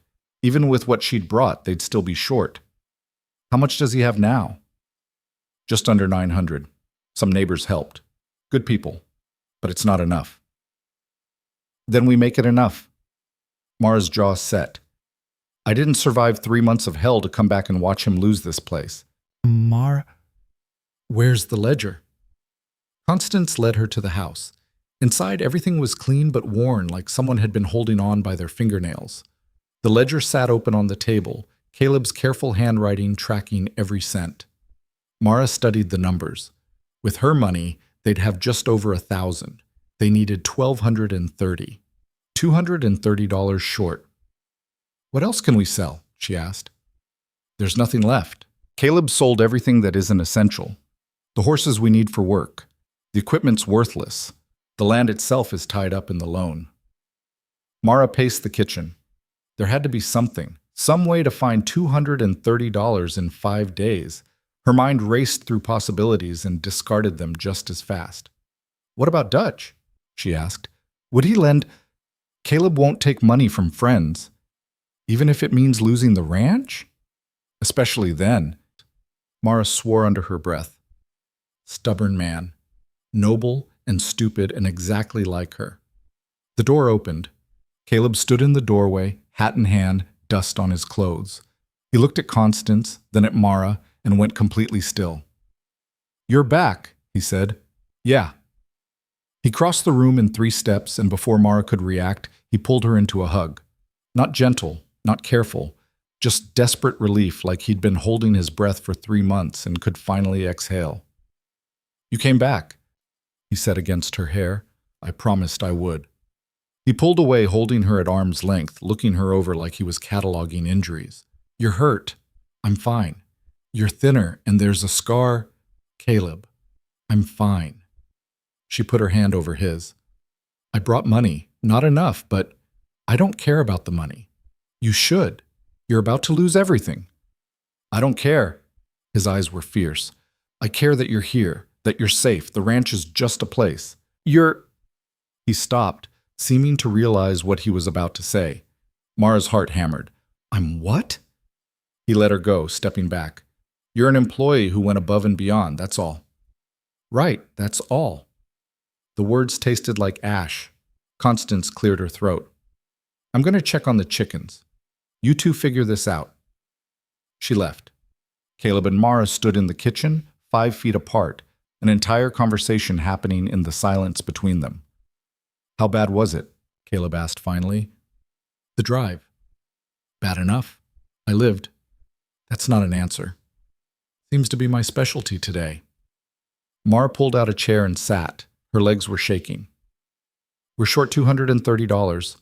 Tell me how we fix that. Caleb sat across from her. We don't. I've tried everything. There's nothing left. There has to be something. There isn't. I've thought about this from every angle. We're out of options. So you're just giving up? I'm being realistic. Realistic is another word for quitting. Caleb's jaw tightened. I'm not quitting. I'm facing facts. Sometimes you can do everything right and still lose. That's life. That's not life. That's what people tell themselves when they're too scared to keep fighting. I'm not scared. Then what are you? Tired. The word came out louder than he intended. He rubbed his face. I'm tired, Mara. I've been fighting this town for 10 years. Fighting the bank, the church. People who think they know better than me how I should live. And I'm tired of it. Maybe losing the ranch is just the universe telling me to move on. You don't believe that. How do you know what I believe? Because I know you. She leaned forward. You're the man who hired 2 strangers without asking questions, who stood up to Greer and Fairchild and everyone else who tried to push you around, who told me the ranch wasn't worth my life but kept fighting for it anyway. That man doesn't give up 5 days before the finish line. Maybe that man's just tired of fighting alone. The words hung in the air. Mara stood slowly.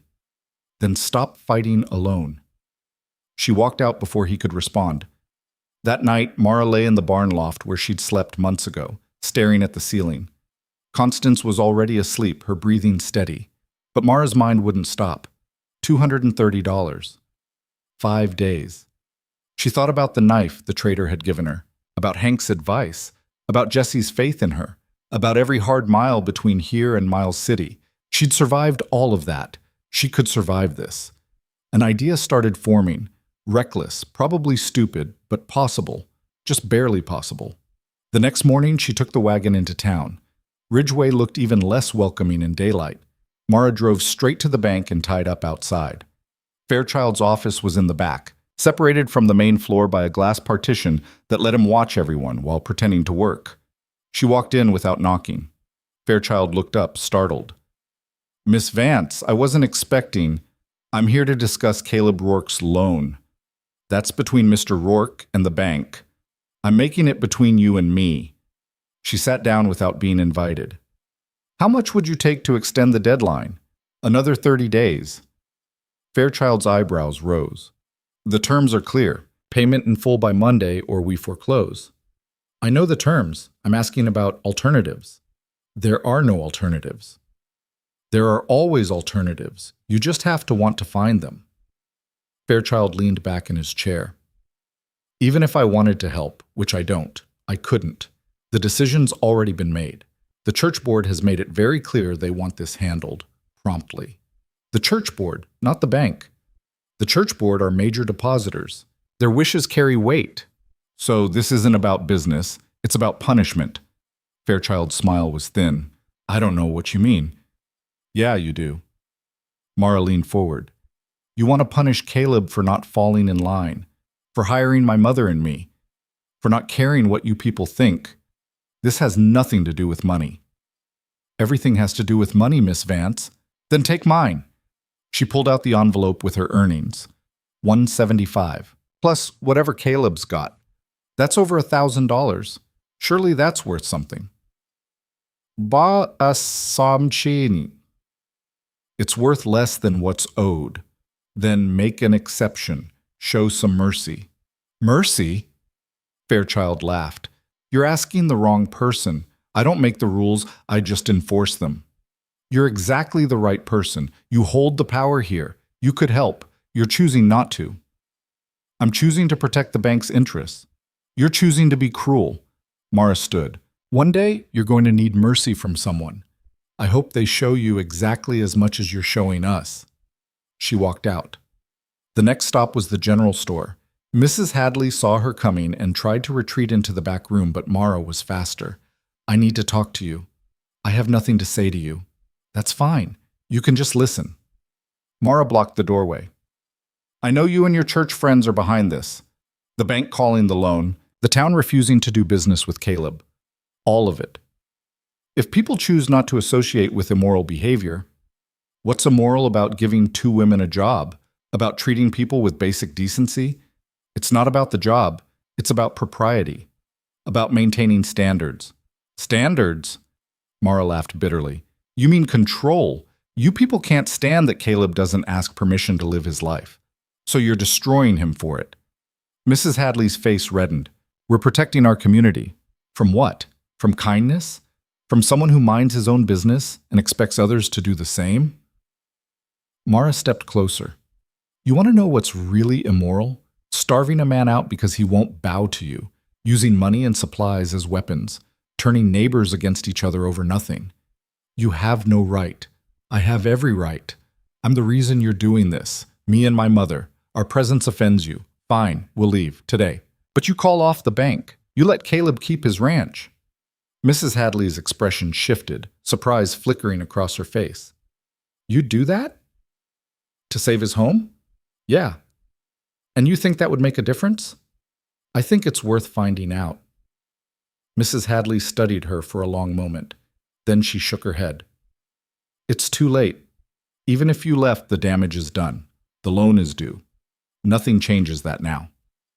Then you're not protecting anything. You're just being vindictive. Get out of my store. Gladly. Mara left, her hands shaking with rage. She'd known it was a long shot, but hearing it confirmed still felt like a punch to the gut. She climbed back into the wagon and just sat there, trying to figure out what to do next. The town square was busy with afternoon traffic. People moved past, carefully not looking at her. She was poison here, had been from the start. A voice called out, Miss Vance? She turned.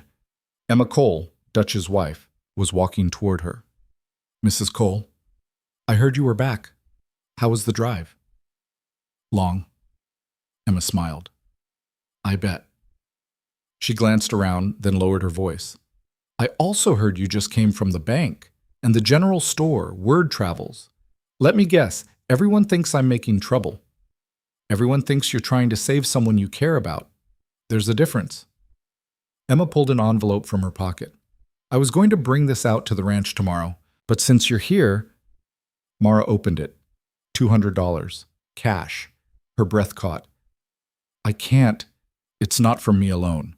Several of us pooled together. Women whose husbands don't have the spine to stand up to the church board, but who are tired of watching good people suffer. This is too much. It's exactly enough, if my math is right. With what Caleb has and what you brought, this should cover the loan. Mara stared at the money, her vision blurring. Why are you doing this? Because someone helped me once when I needed it, and because watching people like Fairchild win makes me sick. Emma squeezed her shoulder. Pay it forward when you can. That's all I ask. I will, I promise. Emma smiled and walked away. Mara sat in the wagon, holding $200 that meant the difference between everything and nothing. Her hands were shaking. She wanted to laugh, or cry, or both. They had enough. After everything, they actually had enough. She drove back to the ranch faster than was safe, the wagon bouncing over ruts, her heart pounding. When she pulled up, Caleb was standing by the barn, watching her with concern. What happened? You look... She threw the envelope at him. He caught it reflexively, confused. What's this? Count it. He opened the envelope, pulled out the money, and went still. Where did you get this? Emma Cole and some other women, they... Her voice cracked. They helped us. Caleb looked from the money to her, understanding dawning. This is enough. Yeah. We can pay the loan. Yeah. He started laughing, not loud, not dramatic, just this quiet, disbelieving sound. We're going to make it. We're going to make it. He crossed to her in 2 strides and pulled her into his arms, lifting her off the ground, spinning her once before setting her down. His forehead touched hers, both of them breathing hard, grinning like idiots. Thank you, he said. I didn't do anything. Emma, thank you for coming back, for fighting, for not giving up when I wanted to. Mara's throat was tight. Someone told me once that quitting wasn't an option. Smart person. Sometimes. They stood there, faces inches apart, the world narrowed to just the 2 of them. Caleb's hand came up to cup her cheek. His thumb brushed her cheekbone. Mara, Constance's voice called from the house. Is everything all right out there? They sprang apart like they'd been burned. Fine, Caleb called back. Everything's fine. Constance appeared in the doorway, took one look at their faces, and smiled knowingly. If you say so. That night, they counted the money 3 times to be sure, with Mara's earnings, the money from the women, and what Caleb had scraped together. They had $1,250, 20 more than they needed.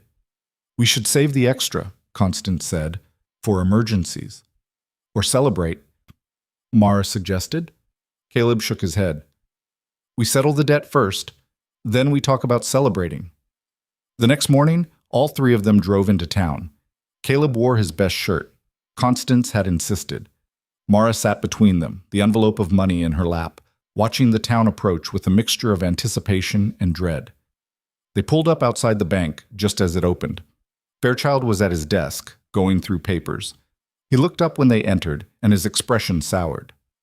Mr. Rourke? I wasn't expecting you until Monday. Figured I'd come early. Caleb set the envelope on the desk. $1,230, loan paid in full. Fairchild opened the envelope slowly, his face carefully neutral as he counted. When he finished, he set the money down with more force than necessary. This is correct. I know it is. I'll need to process the payment. Give me a moment. He disappeared into the back room. Through the glass partition, they could see him talking to someone else, probably the bank president. The conversation looked heated. 5 minutes later, Fairchild returned with a receipt and a ledger. The loan is satisfied, he said stiffly. The property is free and clear. Good. Fairchild pushed the receipt across the desk. Caleb took it, folded it carefully, and put it in his pocket. Anything else? Caleb asked. No, we're done here. Yeah, we are. They turned to leave. Behind them, Fairchild's voice called out, You got lucky, Rourke? Caleb stopped. He didn't turn around. No. I got help. There's a difference. They walked out into the sunlight. People on the street had stopped to watch. Mrs. Hadley stood outside the general store, her face tight with displeasure. Thomas Greer was there too, and several other church board members. They'd probably been expecting to watch Caleb's defeat. Instead, they got this. Caleb walked to the wagon, climbed up, and helped Mara up beside him. Constance took the other side. They sat there for a moment, 3 people who'd fought impossible odds and won. Then Caleb snapped the reins and they headed home. The ride back was quiet. Not tense, just peaceful, like they were all too exhausted for words. When the ranch came into view, Mara felt something in her chest loosen. This place had nearly killed them all, but it was still standing. They were still standing. That night, Constance cooked a real meal. Nothing fancy, just stew and bread, but more than they'd had time or energy for in months. They ate at the kitchen table, passing food, making small talk, carefully not acknowledging the enormity of what they'd just accomplished. After supper, Caleb excused himself and went out to the porch. Mara gave him 15 minutes, then followed. He was sitting on the steps, looking out at the darkening land. Mind if I join you? She asked. Never. She sat beside him, close enough their shoulders almost touched. For a while they just sat in comfortable silence, listening to crickets and the distant sound of the horses in the barn. I've been thinking, Caleb said finally, about what happens next. What do you mean? You fulfilled your contract, more than fulfilled it. You don't owe me anything. If you want to move on, do you want me to move on? No. The word came fast, certain. But I don't want you staying out of obligation either. Mara looked at him. You think that's why I came back? Obligation? I don't know why you came back. Yeah, you do. He met her eyes. In the fading light, his face was all sharp angles and shadows. Say it anyway. I came back because this is home now. Because working on a cattle drive made me realize I don't want to keep running. I want to stay somewhere, build something, and I want to do it here. Why here? Because you're here. The words hung in the air between them, honest and terrifying. Caleb's hand found hers. His fingers were rough, calloused from years of work. I'm not easy to be around. I'm stubborn, and I don't talk much, and I don't trust people easily. I know, I'm the same way. The town's never going to accept us. You know that. I don't care what the town thinks. Life here is hard, the work's brutal, the winters are worse, and we barely scrape through this time. Next crisis might kill us. Then we'll die trying. She squeezed his hand. I'm not afraid of hard, Caleb. I'm afraid of empty. I spent 5 years feeling empty, like I was just going through motions, waiting for permission to live. I don't want to feel that way anymore. He pulled her closer, his arm around her shoulders. She leaned into him, breathing in the smell of soap and leather and home. I'm not good at this, he said quietly. At feelings, at saying what I mean. Then don't say it. Just show me. He turned her face toward his and kissed her, gentle at first, then deeper, like he was making up for months of restraint. Mara's hands fisted in his shirt, holding on, kissing him back with everything she'd been too scared to admit. When they finally broke apart, both breathing hard, Caleb rested his forehead against hers. Stay, he said. Not as an employee, as a partner. Help me run this place. Help me build something worth keeping. Is that a proposal? Not yet. I'd do that properly, but it's a promise that I want you here, that I'll fight for us the way you fought for this ranch. Mara smiled. Then yeah, I'll stay. They sat there for hours, watching stars appear one by one, making plans for the future. Not grand plans, just practical ones.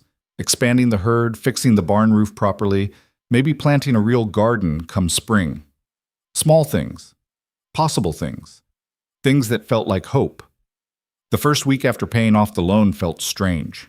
Caleb kept expecting something else to go wrong, some other disaster waiting around the corner. But the days passed quietly, marked only by the ordinary rhythm of ranch work, feeding animals, mending fence, the simple, relentless tasks that filled a life. Mara settled back into the routine like she'd never left, though everything was different now.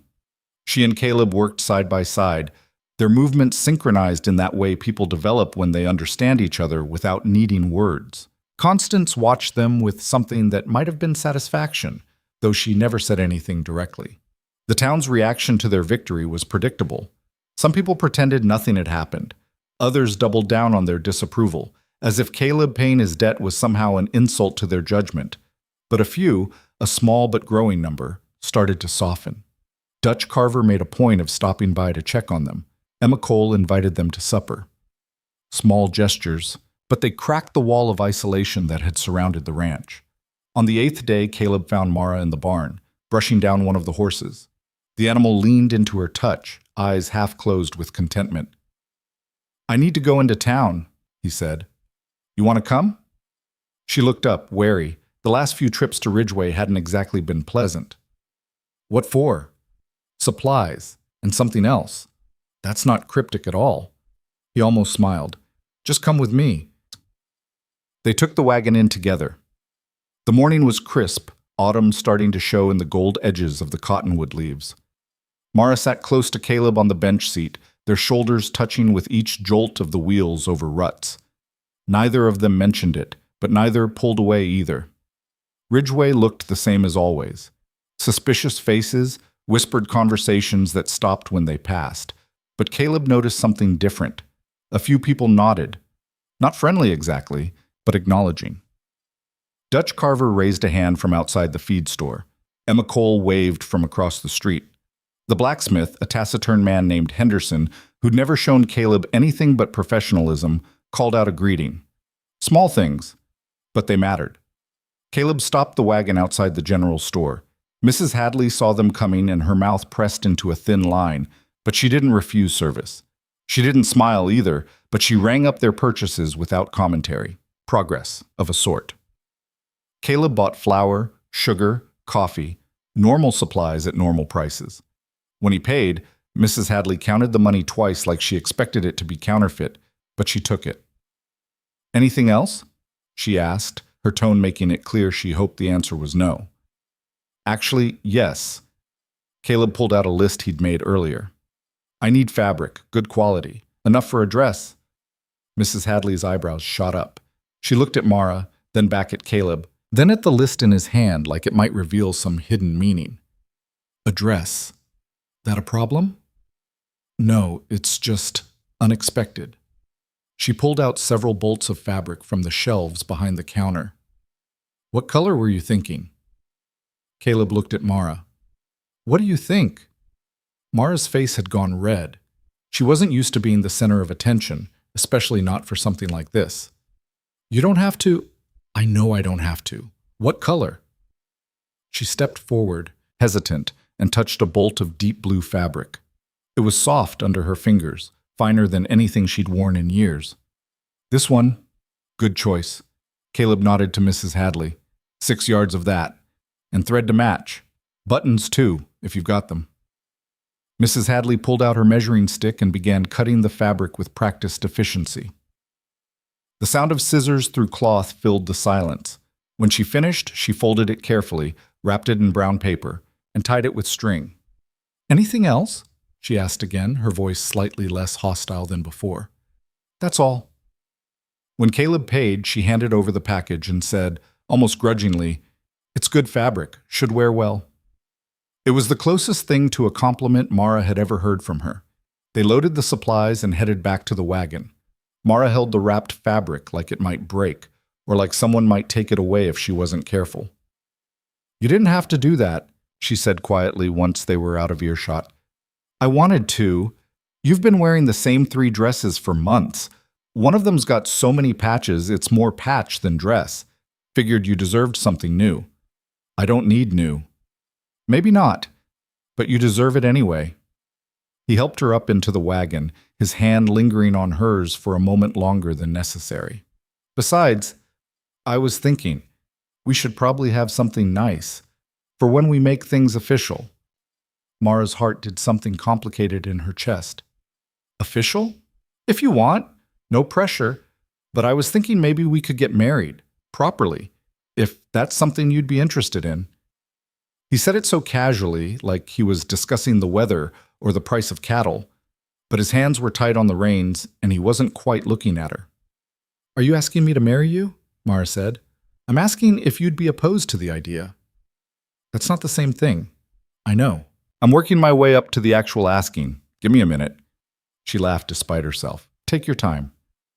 They drove in silence for a while, the wagon creaking, the horses' hooves steady on the packed dirt. The prairie stretched out on either side, endless and golden in the afternoon light. Mara thought about what her life had been a year ago. Thought about the woman who'd climbed down from a wagon, head down, shoulders curved inward, expecting nothing and hoping for less. That woman felt like a stranger now. "Yeah," she said finally. "I'd be interested in that. Getting married, making it official." Caleb's shoulders relaxed. "Good. That's good. But you still have to actually ask." "I know. I'm getting there." "When?" "Soon. When I can do it right." That night, Constance started working on the dress. She was a better seamstress than Mara had ever been, her stitches small and precise, the kind that would hold through years of wear. Mara sat nearby, ostensibly mending a shirt, but mostly watching her mother work. The kitchen was warm, the stove radiating heat against the growing chill outside. A pot of beans simmered for tomorrow's supper. Caleb was out checking the animals one last time before bed, his footsteps occasionally audible on the porch. "You're happy here," Constance said after a while. Not a question. "Yeah, I am. That's good." Constance didn't look up from her sewing. Her fingers moved with the confidence of someone who'd been doing this work for decades. You deserve to be happy. So do you. I'm content. That's close enough. She tied off a thread and started on another seam. Besides, watching you find your footing is happiness enough for me. Mara set down the shirt she'd been pretending to work on. Ma, can I ask you something? You can ask. Why did you really come here? With me? Constance's hand stilled. She looked at the fabric in her lap for a long moment before answering. You know why? We needed work. We could have found work anywhere. You chose here specifically, a place we'd never been, where we didn't know anyone. Why? Her mother was quiet for so long that Mara thought she might not answer. Then Constance set down the dress carefully, smoothing the fabric with hands that trembled slightly. Because I was tired of watching you disappear, she said. After we lost the baby, after everything that town did to you, you stopped being present. You were there in body, but everything else was gone. And I thought if I didn't get you out, I'd lose you completely. Not to death, maybe, but to something worse. To giving up. Mara's throat tightened. You never said. What was there to say? You were hurting. I couldn't fix it, couldn't make those people treat you like a human being instead of a cautionary tale. All I could do was get you somewhere new and hope it helped. Hope you'd find something worth living for again. Why didn't you tell me that's what you were doing? Would you have come if I had? Constance picked up the dress again, her fingers resuming their work. You'd convinced yourself you deserved everything they did to you, that you were exactly as worthless as they said. Telling you we were leaving to save you would have just made you argue. So I told you we needed work and let you think it was about survival. It was about survival. Mine. Yes. Constance looked up, meeting Mara's eyes. Did it work? Did coming here help? Yeah, it did. More than I can explain. Good. Her mother's voice was firm. Then it was worth every mile. Worth leaving everything we knew. Worth starting over with nothing. She gestured around the warm kitchen. And look what we found. A place that needs us. People who see us as something other than mistakes and shame. That's more than I hoped for. You found it too. Your own place here. Constance smiled slightly. I suppose I did. Emma's been good to me. The work is hard but fair. And Dutch, for all his gruffness, is a decent man. It's enough. They worked in comfortable silence until Caleb came in from evening chores. He looked tired but satisfied, the kind of tired that came from good work rather than desperation. There was dirt under his fingernails and dust on his shirt, but his eyes were clear. Fence is solid, he said, washing his hands at the basin. Should hold through winter. Good. Mara stood and started pulling out ingredients for supper. I'll start cooking. I'll help. They moved around the kitchen together, an unspoken choreography that had developed over the past weeks. Caleb peeled potatoes while Mara started the stew. Their hands brushed occasionally, each touch deliberate but brief, like they were still learning the shape of this new thing between them, but weren't quite ready to name it out loud. Over supper, they made plans. Small, practical plans about rotating the cattle to fresh pasture, about when to plant the winter garden, about whether they could afford another horse come spring. The kind of plans that assumed a future, that assumed permanence. Dutch mentioned he might have a bull for sale, Caleb said, sopping up stew with a piece of bread. Good breeding stock, wants $300 for it. That's steep, Constance observed. It is, but it would improve the herd. Better calves mean better prices. Mar considered. Can we afford it? If we're careful, and if the winter's not too hard. Caleb looked at her. What do you think? The fact that he asked mattered. He could have made the decision alone. It was his ranch, his money, his risk. But he asked because he'd started thinking of it as theirs. I think if Dutch says it's good stock, it probably is. He's not one to oversell. Then we'll talk to him about it. After the dishes were done, Mara found Caleb on the porch again. It had become their spot, this stretch of worn wood and fading light where they could talk without Constance listening or the weight of the day's work pressing down. The air was cool, carrying the smell of dried grass and distance. Stars were starting to appear, pinpricks of light in the darkening sky. Mara wrapped her shawl tighter and sat beside him on the steps. "I've been thinking about what you said," she began. "About a proposal. About doing it properly." "And?" "I don't need properly. I need honest." He turned to face her, his expression serious in the half-light. "Then here's honest. I've spent 10 years alone because I thought it was easier than trusting someone, easier than risking loss, easier than giving someone the power to hurt me. And it was easier. I won't lie about that. But it was also empty, like living in a house with all the windows shuttered, safe maybe, but dark." Mara waited, sensing there was more. "You walked into my life and made it complicated," he continued, "made it messy. You had needs and opinions, and you didn't just fade into the background like I wanted everyone to do. And I didn't want it. Didn't want the complication. But somewhere along the way, between the fire and the bank, and watching you leave for that cattle drive, I stopped being able to imagine it without you, stopped wanting to." Mara's breath caught. He reached into his pocket and pulled out a simple gold band. It was worn smooth with age, the metal soft and warm from being carried close to his body. "This was my mother's. Only thing I have left of her. It's not fancy, might not even fit, but it's yours if you want it. How long have you been carrying that?" "Since the day after we paid the loan. Been trying to figure out when to ask. Kept losing my nerve." Mara laughed, the sound shaky with emotion. "You? Nervous?" "Terrified. Figured you'd probably say no, or say yes out of obligation, or—" "Caleb." "Yeah?" She held out her hand. "Ask me."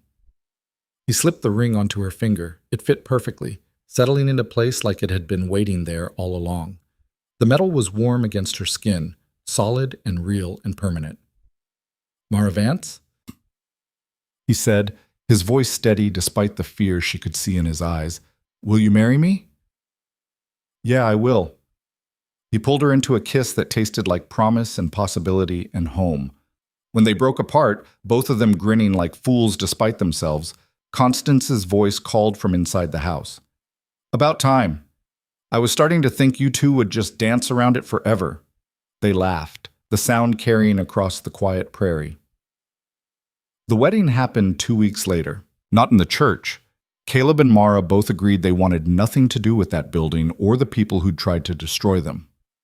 Instead, Dutch Carver offered his land, and on a crisp October morning when the sky was so blue it hurt to look at, about 30 people gathered in the Carvers' front yard.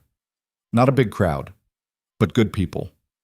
Emma and the women who'd helped with money stood in a cluster, all of them wearing their Sunday best. Dutch and his sons had set up benches borrowed from the schoolhouse. A few neighbors who'd proven themselves when it mattered. Henderson the blacksmith, Morrison the new banker, a handful of ranchers who'd quietly supported Caleb through the worst of it. Jesse showed up too, having heard about the wedding through the ranch network that connected cattle drives and range work across hundreds of miles. He brought a handmade wooden box as a gift. The wood sanded smooth and joints fitted so precisely they seemed to grow from a single piece. Inside was a set of matching cups, simple but well made. "Figured you'd need something to drink your morning coffee from," he said, grinning. "As a married couple." "Thank you, Jesse." Mara hugged him, surprised by how much it meant to see him there. "Wouldn't have missed it. You taught me what real strength looks like, Miss Vance. Or I guess it's Mrs. Rourke now." The name still felt strange on her tongue, but good, like a coat that needed wearing in but would eventually fit perfectly. The ceremony was simple. No preacher. Dutch himself officiated, reading from a book of common law that outlined the legal requirements for marriage. The vows were straightforward, none of the flowery language about obedience and subordination that Mara had heard at other weddings. Just honest promises.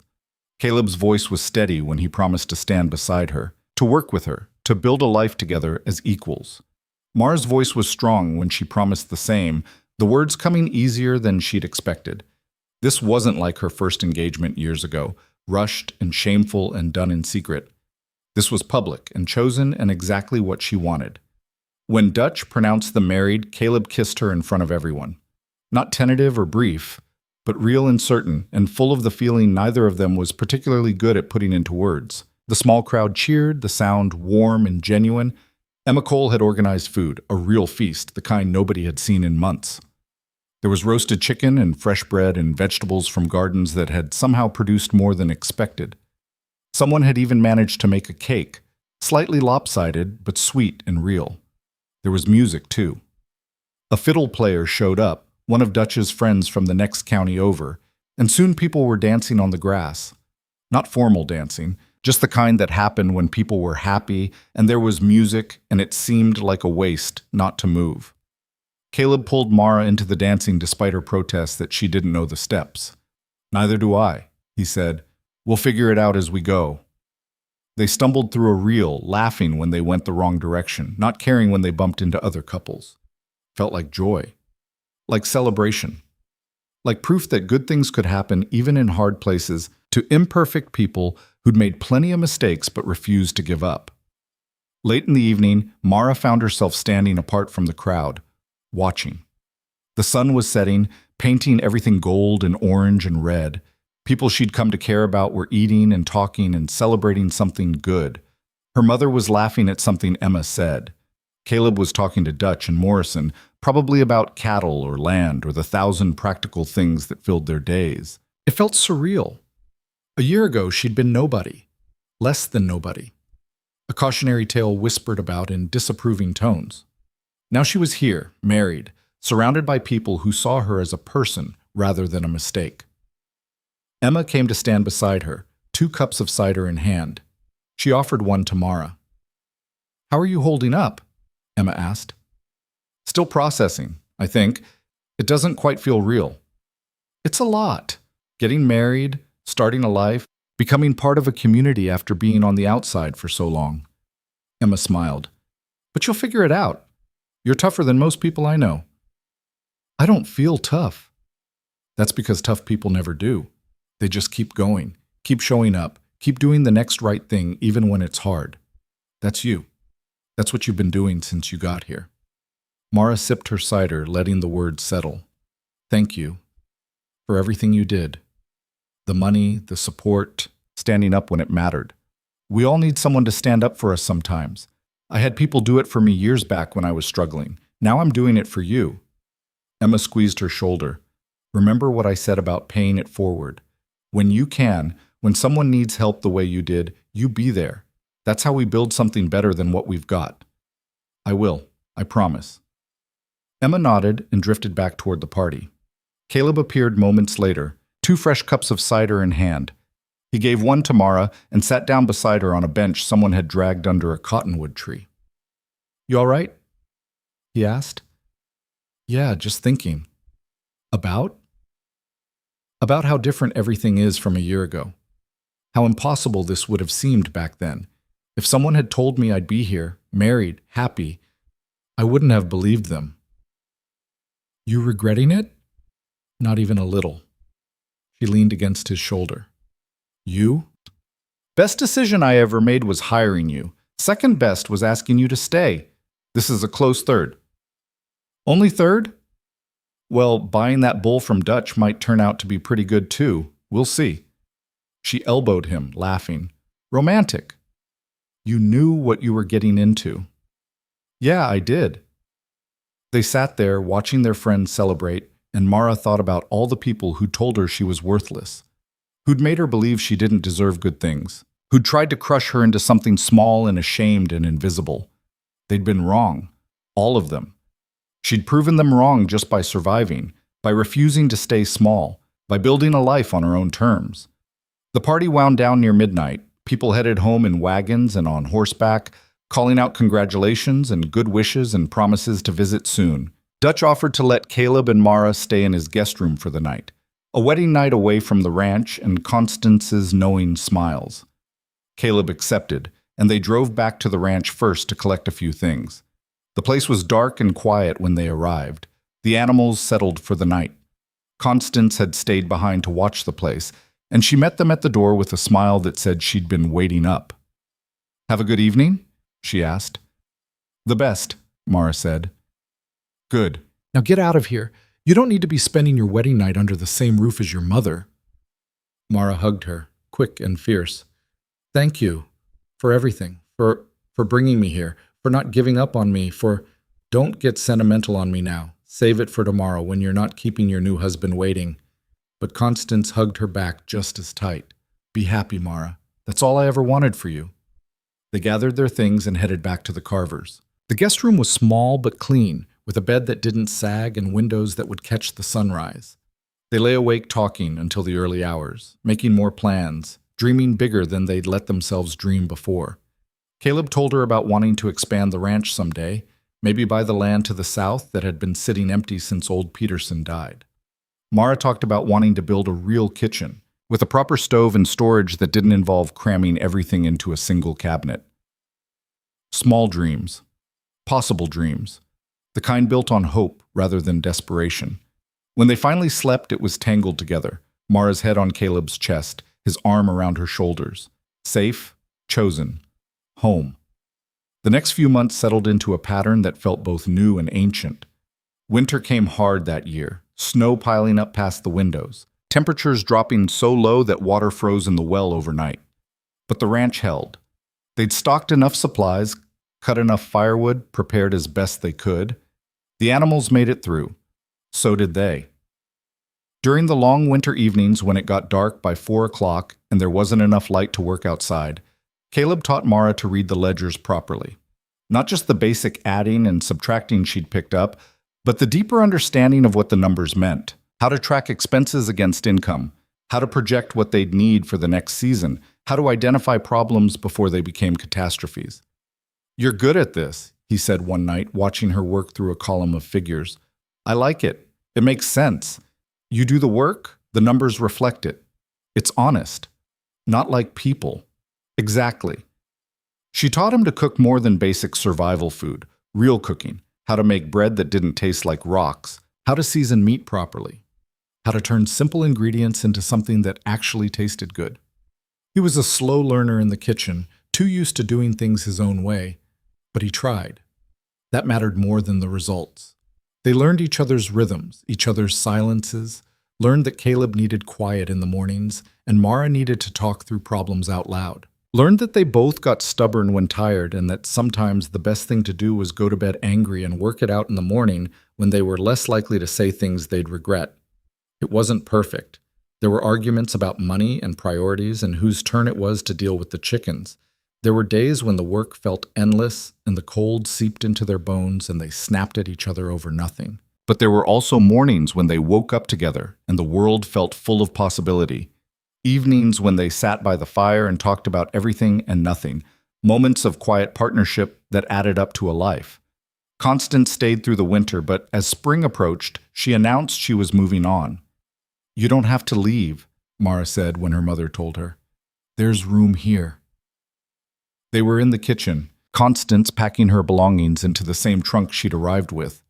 Outside, the snow was finally melting, revealing brown grass and mud and the promise of renewal.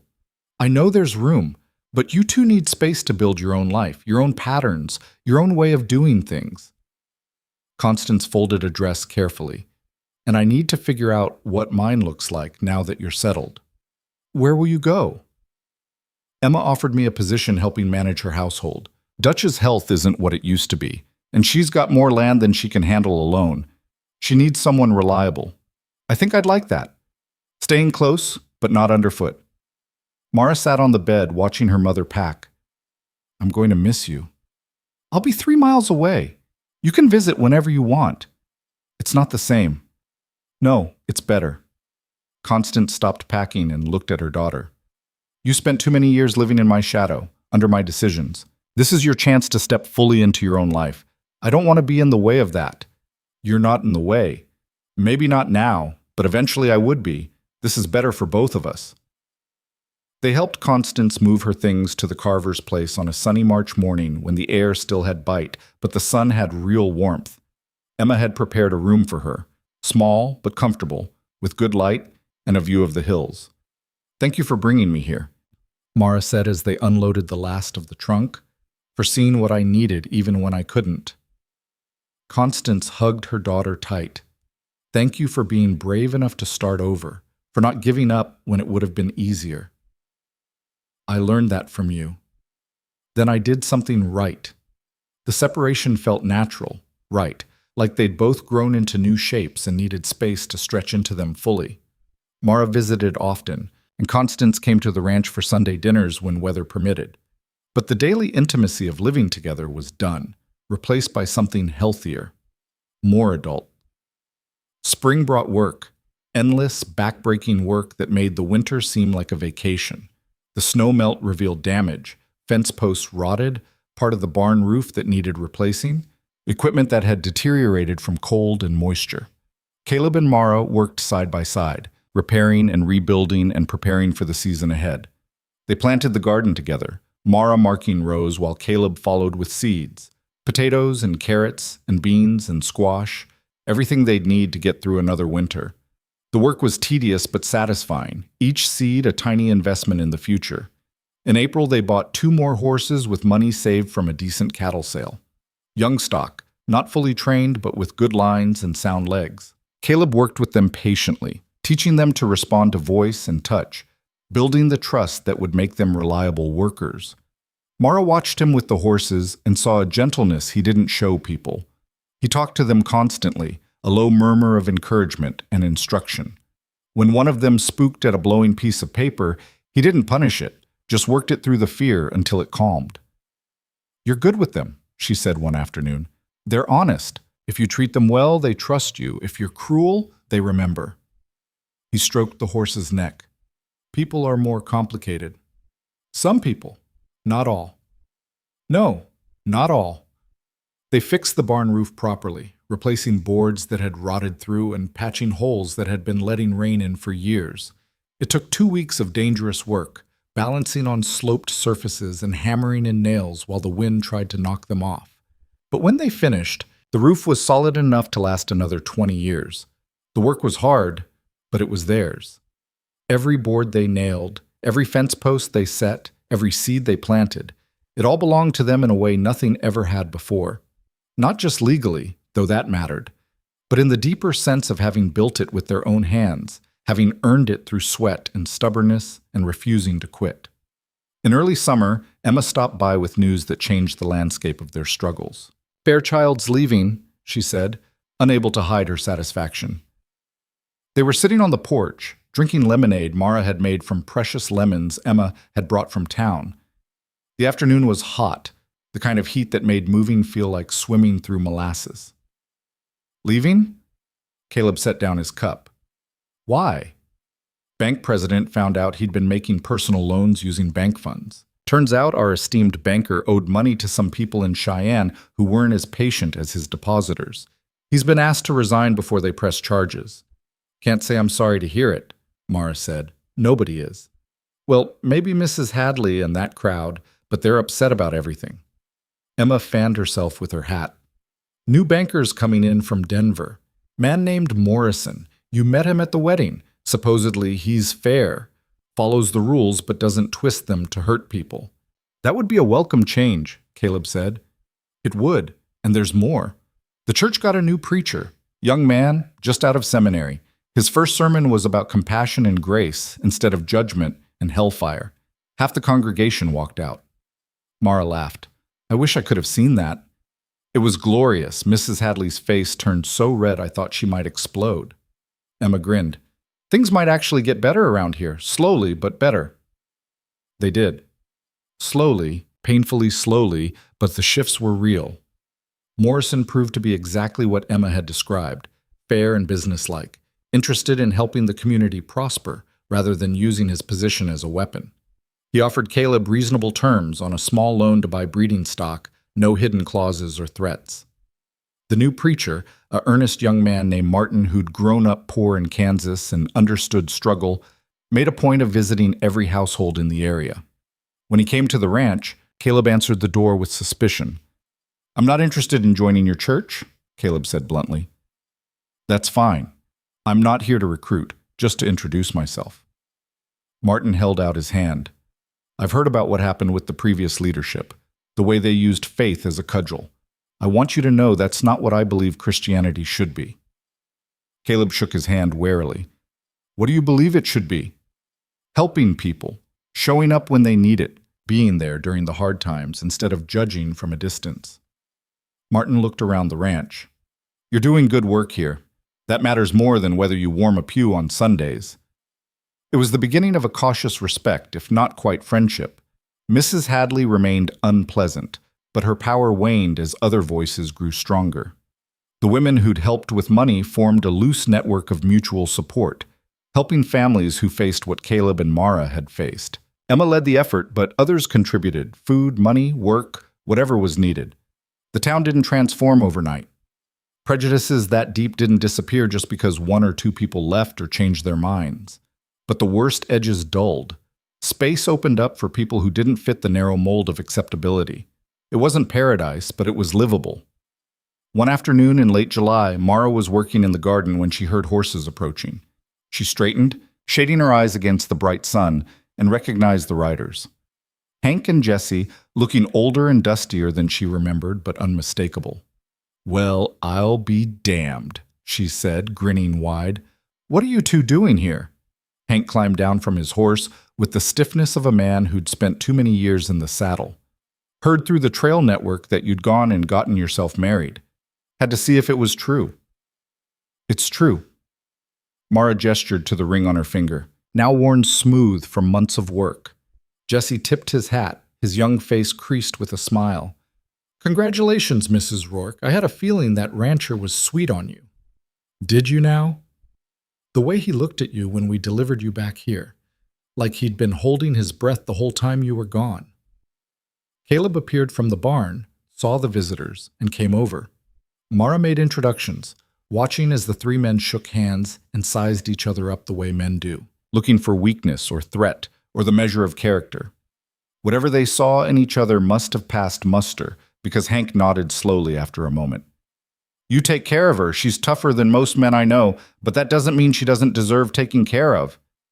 "I know," Caleb said simply. "I do my best. I can see that." Hank looked around the ranch, taking in the mended fences and solid buildings and the garden bursting with growth. "You've built something good here." "We have." They stayed for supper and through the evening. Hank told stories that had them laughing until their sides hurt. Tales of cattle drives gone wrong, cowboys who thought they were tougher than they were, the 1,000 small disasters that made up life on the range. Jesse caught them up on trail gossip, who'd quit the life, who'd gotten married, who'd died in accidents or sickness or just worn out. When they left the next morning, Hank pulled Mara aside while Jesse was saddling his horse. "You happy?" he asked directly. "Yeah, I really am." "Good. You fought hard for this. Earned it." He squeezed her shoulder. "Remember what I told you on that drive. Not everyone gets a second chance at a life. You make the most of it." "I will. And if that husband of yours ever stops treating you right, you send word. I'll ride back here and set him straight." She hugged him, surprising them both. "Thank you, Hank, for everything, for believing in me when I needed it. You made it easy, kid. You never quit, even when you should have." She watched them ride away, two figures getting smaller against the horizon, and thought about the drive that had changed everything. About the woman she'd been when she started, afraid and ashamed and convinced she had to earn her right to exist. About the woman she'd become by the end, stronger, certain, unafraid to take up space. About all the miles between there and here, and how every single one had been necessary. That night, lying in bed next to Caleb, she said, "I never thought I'd end up here." "Where? The ranch?" "Happy. I never thought I'd end up happy. Never thought I deserved it." He pulled her closer, his arms solid around her shoulders. "Neither did I. Figured I'd just work until I wore out, then die alone. Seemed like the logical ending. What changed? You showed up. Made me realize being alone and being safe aren't the same thing. That shutting people out protects you from loss, but also from everything good." She turned to face him in the darkness. "You did the same for me. Made me realize I was worth more than what other people said, that their judgment didn't define my value. You always were worth more. You just needed to believe it. I believe it now, most days anyway. That's all any of us can do. Believe it most days and fake it the rest." They lay in the dark, listening to the familiar sounds of the ranch settling for the night. The wind in the eaves, the horses shifting in the barn, the distant cry of a coyote. After a while, Caleb said, "I'm glad you answered that ad I didn't actually place." Mara smiled in the darkness. "You didn't place an ad. My mother heard you needed help from someone in town." "I know, but I'm still glad she heard it. Glad you came. Glad I took a chance on two strangers with secrets." "Best decision you ever made?" "Top 5, easy." "Only top 5? Well, buying that bull from Dutch was pretty good. And there was this one time I fixed a fence post that was really satisfying." She elbowed him, laughing. "You're impossible. You married me anyway." "Yeah, I did." Summer turned to fall, the cycle continuing. They brought in a decent harvest from the garden, more than enough to last the winter, with some left to sell or trade. The cattle herd grew as the new bull proved his worth, producing strong calves that would fetch good prices. Dutch's oldest son, a lanky 18-year-old named Tom, asked if he could work for them a few days a week, learning the trade. Caleb agreed after checking with Mara, and the kid proved to be a good worker, quiet but reliable, willing to do the dirty jobs without complaining. One evening in October, a year almost exactly from when Mara had first arrived, she stood on the porch watching the sunset paint the sky in shades of orange and red and purple. The air had that particular quality of autumn, crisp and clear, carrying the smell of dried grass and wood smoke from somewhere distant. Caleb came to stand beside her, slipping an arm around her waist. He smelled like horse and hay, and the soap they made from lye and animal fat. Familiar. "Home. What are you thinking about?" he asked. "About how fires leave scars. On land and people both." "That's pretty dark for a nice evening." "Let me finish." She leaned into him. "Fires leave scars, but they also clear away the dead wood, the undergrowth that was choking everything. Make room for new growth, and the things that survive come back stronger. The grass grows greener after a burn. The trees that live through it grow deeper roots, can withstand the next drought better." "Oh, you comparing us to grass?" "I'm saying we survived the fire, both of us. The town trying to destroy us, the bank, all of it. And we're stronger for it. We know what we can endure now." He was quiet for a moment, thinking. Then he said, "You know what I think?" "What?" "I think some things aren't meant to just grow back. Some things are meant to be forged, heated until they're molten, beaten into shape, tempered until they're harder than they started." He turned her to face him. "That's what we are. Not grass that grew back after a fire, metal that got forged into something stronger than it was before." Mara smiled. "That's surprisingly poetic for you." "Don't get used to it. I used up my annual quota of poetry." She kissed him, soft and slow, the kind of kiss that said, "I choose this, I choose you, I choose us, every single day." When they broke apart, Caleb said, "I've been thinking about expanding. Morrison mentioned the Peterson place might be available. The bank foreclosed on it after the old man died and the son couldn't keep up payments. If we could swing it, that's another 160 acres, good grazing land. That's ambitious. We can handle it, together." "Yeah, we can." They made plans there on the porch as the stars came out one by one. Big plans and small ones, dreams that reached further than either of them would have dared alone. The ranch wasn't just about survival anymore. It was about building, growing, creating something that would last beyond their own lifetimes. Winter came again, and with it the anniversary of the fire that had nearly taken everything. Caleb and Mara walked the burned sections of land on a cold December morning, bundled in coats and scarves against the wind. The blackened earth had transformed over the year. Young grass had pushed through, stronger and greener than before. Wildflowers had appeared in spring and summer, leaving seeds that would bloom again. Even a few small trees had started, saplings growing where the fire had cleared space. "It's coming back," Mara said, her breath fogging in the cold air. "Better than before, even. Stronger. Like you said, the fire cleared away the weak growth. Now only the strong stuff is taking root." They stood there holding hands, looking at the evidence that destruction didn't have to be the end, that sometimes burning away the old made room for something better, something that could withstand the next disaster because it had already survived the worst. The years that followed weren't perfect. There were hard winters when they lost animals to cold and had to make impossible choices about which ones to save. There were dry summers when the grass turned brown and brittle and they worried about fire again. There were seasons when money got tight and they had to decide between fixing equipment or buying supplies, between immediate needs and long-term investments. There were arguments, too, about money and priorities and whose turn it was to deal with unpleasant tasks, about whether to expand or consolidate, to take risks or play it safe, about small things that felt huge in the moment and huge things they learned to navigate together. But there were also good harvests and healthy animals and evenings spent on the porch planning the future. There were neighbors who became friends and a community that slowly, grudgingly, learned to accept people who didn't fit their molds. There were victories both large and small, loans repaid, buildings built, land bought, trust earned. Emma Cole became one of Mara's closest friends, the two of them trading recipes and advice, supporting each other through the particular challenges of ranch life. They created an informal network of women who helped each other, sharing work and resources, and the kind of practical support that made hard lives manageable. Constance thrived at the Carver's place, managing their household with the same fierce competence she'd brought to survival. She visited the ranch regularly, eventually becoming the unofficial grandmother to several children in the area. Her stern exterior hid a growing warmth that surprised everyone, including herself. Dutch's health declined slowly over the years, and in his last days he asked Caleb to visit.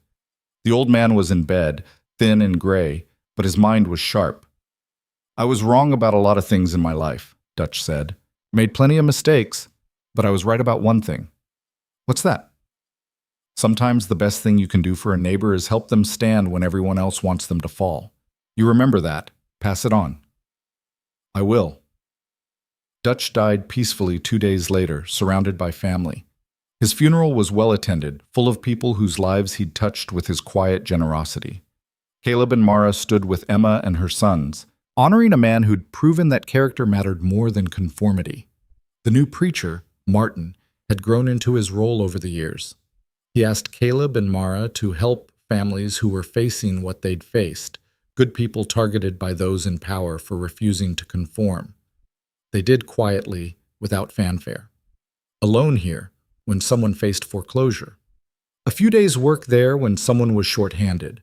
Food when it was needed, delivered without judgment or expectation of repayment. They paid forward what had been given to them, building a network of mutual support that slowly changed the character of the community. Jesse married a girl from Montana named Sarah and brought her south to meet the woman who'd shown him what strength looked like. Sarah was barely 20, shy as a rabbit, clearly terrified of meeting these people her new husband spoke of with such admiration. Mara took the young woman aside after supper and told her the truth. Being afraid and being brave aren't opposites. You can be terrified and still do the hard thing. The important thing is not letting fear make you small. "But what if I'm not strong enough?" Sarah asked, her voice barely above a whisper. "You're stronger than you think. I know because I was you once, convinced I was too weak, too broken, too much of a mess to deserve good things. I was wrong. So are you." "How do you know?" "Because you're here. Because you married Jesse despite being scared. Because you're asking these questions instead of just accepting what other people tell you." Mara squeezed her hand. "That takes strength. You just don't recognize it yet." Sarah's eyes filled with tears, but she nodded. Years passed. The ranch prospered in good years and survived the bad ones. Caleb's hair showed gray at the temples, then went fully silver. Mara's hands grew more calloused, her body stronger from work. They grew older together, growing into their partnership like roots growing into soil, slowly, surely, deep enough to weather any storm. They bought the Peterson place eventually, and later another parcel that adjoined their property to the west. The ranch grew from a struggling operation into something substantial, not huge by the standards of the big cattle operations, but solid, sustainable. Theirs. Other things changed too. The town slowly modernized. Electricity came to Ridgeway, then telephones, then automobiles that kicked up dust on roads that had only known horses. The church that had tried to destroy them faded in influence as new people moved in who cared less about enforcing conformity.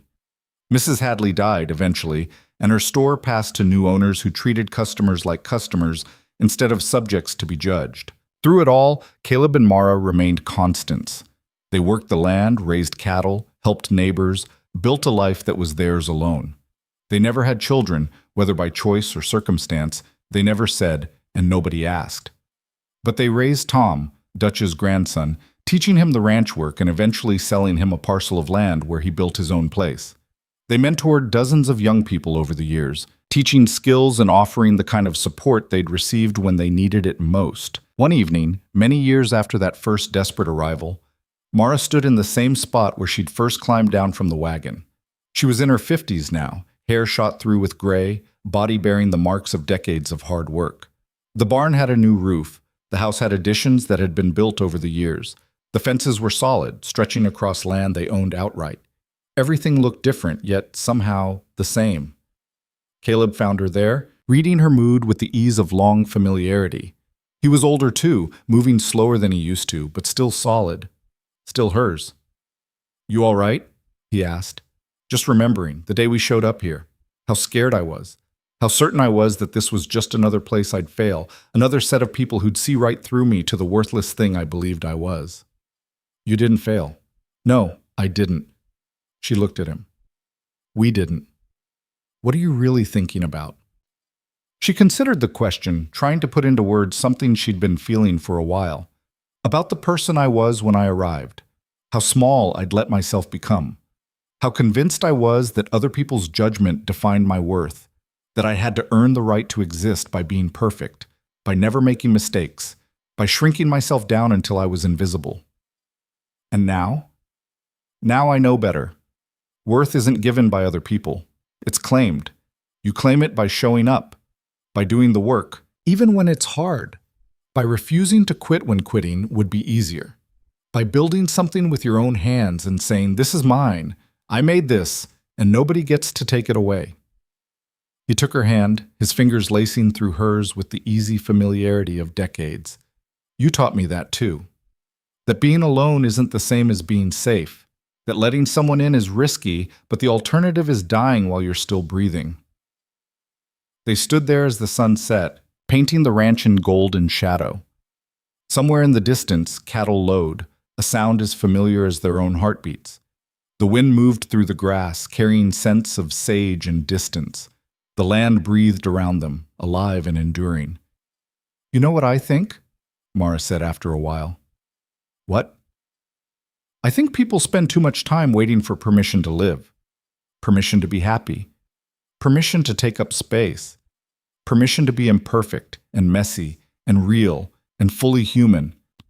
She gestured at the ranch, at everything they'd built with their own hands and stubbornness. "But you don't need permission. You just need courage, and maybe someone standing beside you when it gets hard." "That's the trick, isn't it?" Caleb said. "Finding someone who'll stand beside you instead of in front of you or behind you. Someone who sees you as an equal, even when the world doesn't. Someone willing to build something together instead of just living in what already exists." "Yeah, that's the trick." They went inside together as the stars began to appear, one by one, filling the sky with ancient light. Tomorrow would bring work, the same as today and the day before. Cattle to feed, equipment to maintain, all the endless tasks that made up a life on the land. But that was fine. Good work for a good life was enough. More than enough. The ranch that didn't want saving had been saved. Not by one person's sacrifice or heroism, but by two people choosing each other. Choosing to fight together, choosing to build something worth keeping even when the world wanted to tear it down. And in the end, that was the only kind of salvation that mattered. The kind you earned with your own hands, the kind that lasted because it was built on honest work and mutual respect, and the stubborn refusal to give up. The kind that proved, once and for all, that you were exactly as strong as you needed to be, as worthy as you'd always been, as capable as you'd always suspected but were too afraid to believe. The fire had tried to destroy them. The town had tried to break them. The bank had tried to take everything. But they were still standing, scarred, yes, changed, absolutely, but unbroken, unbreakable. Because some things don't just survive fires. Some things are forged by them, tempered by heat and pressure until they're stronger than anything that tried to destroy them. And on that land, in that house built board by board with their own hands, Caleb and Mara Rourke built a life that was theirs alone. A life that asked no permission and offered no apologies. A life that proved, every single day, that the only opinion that mattered was the one you held of yourself. That shame was a choice, not a sentence. That worth was inherent, not earned. That love, real love, the kind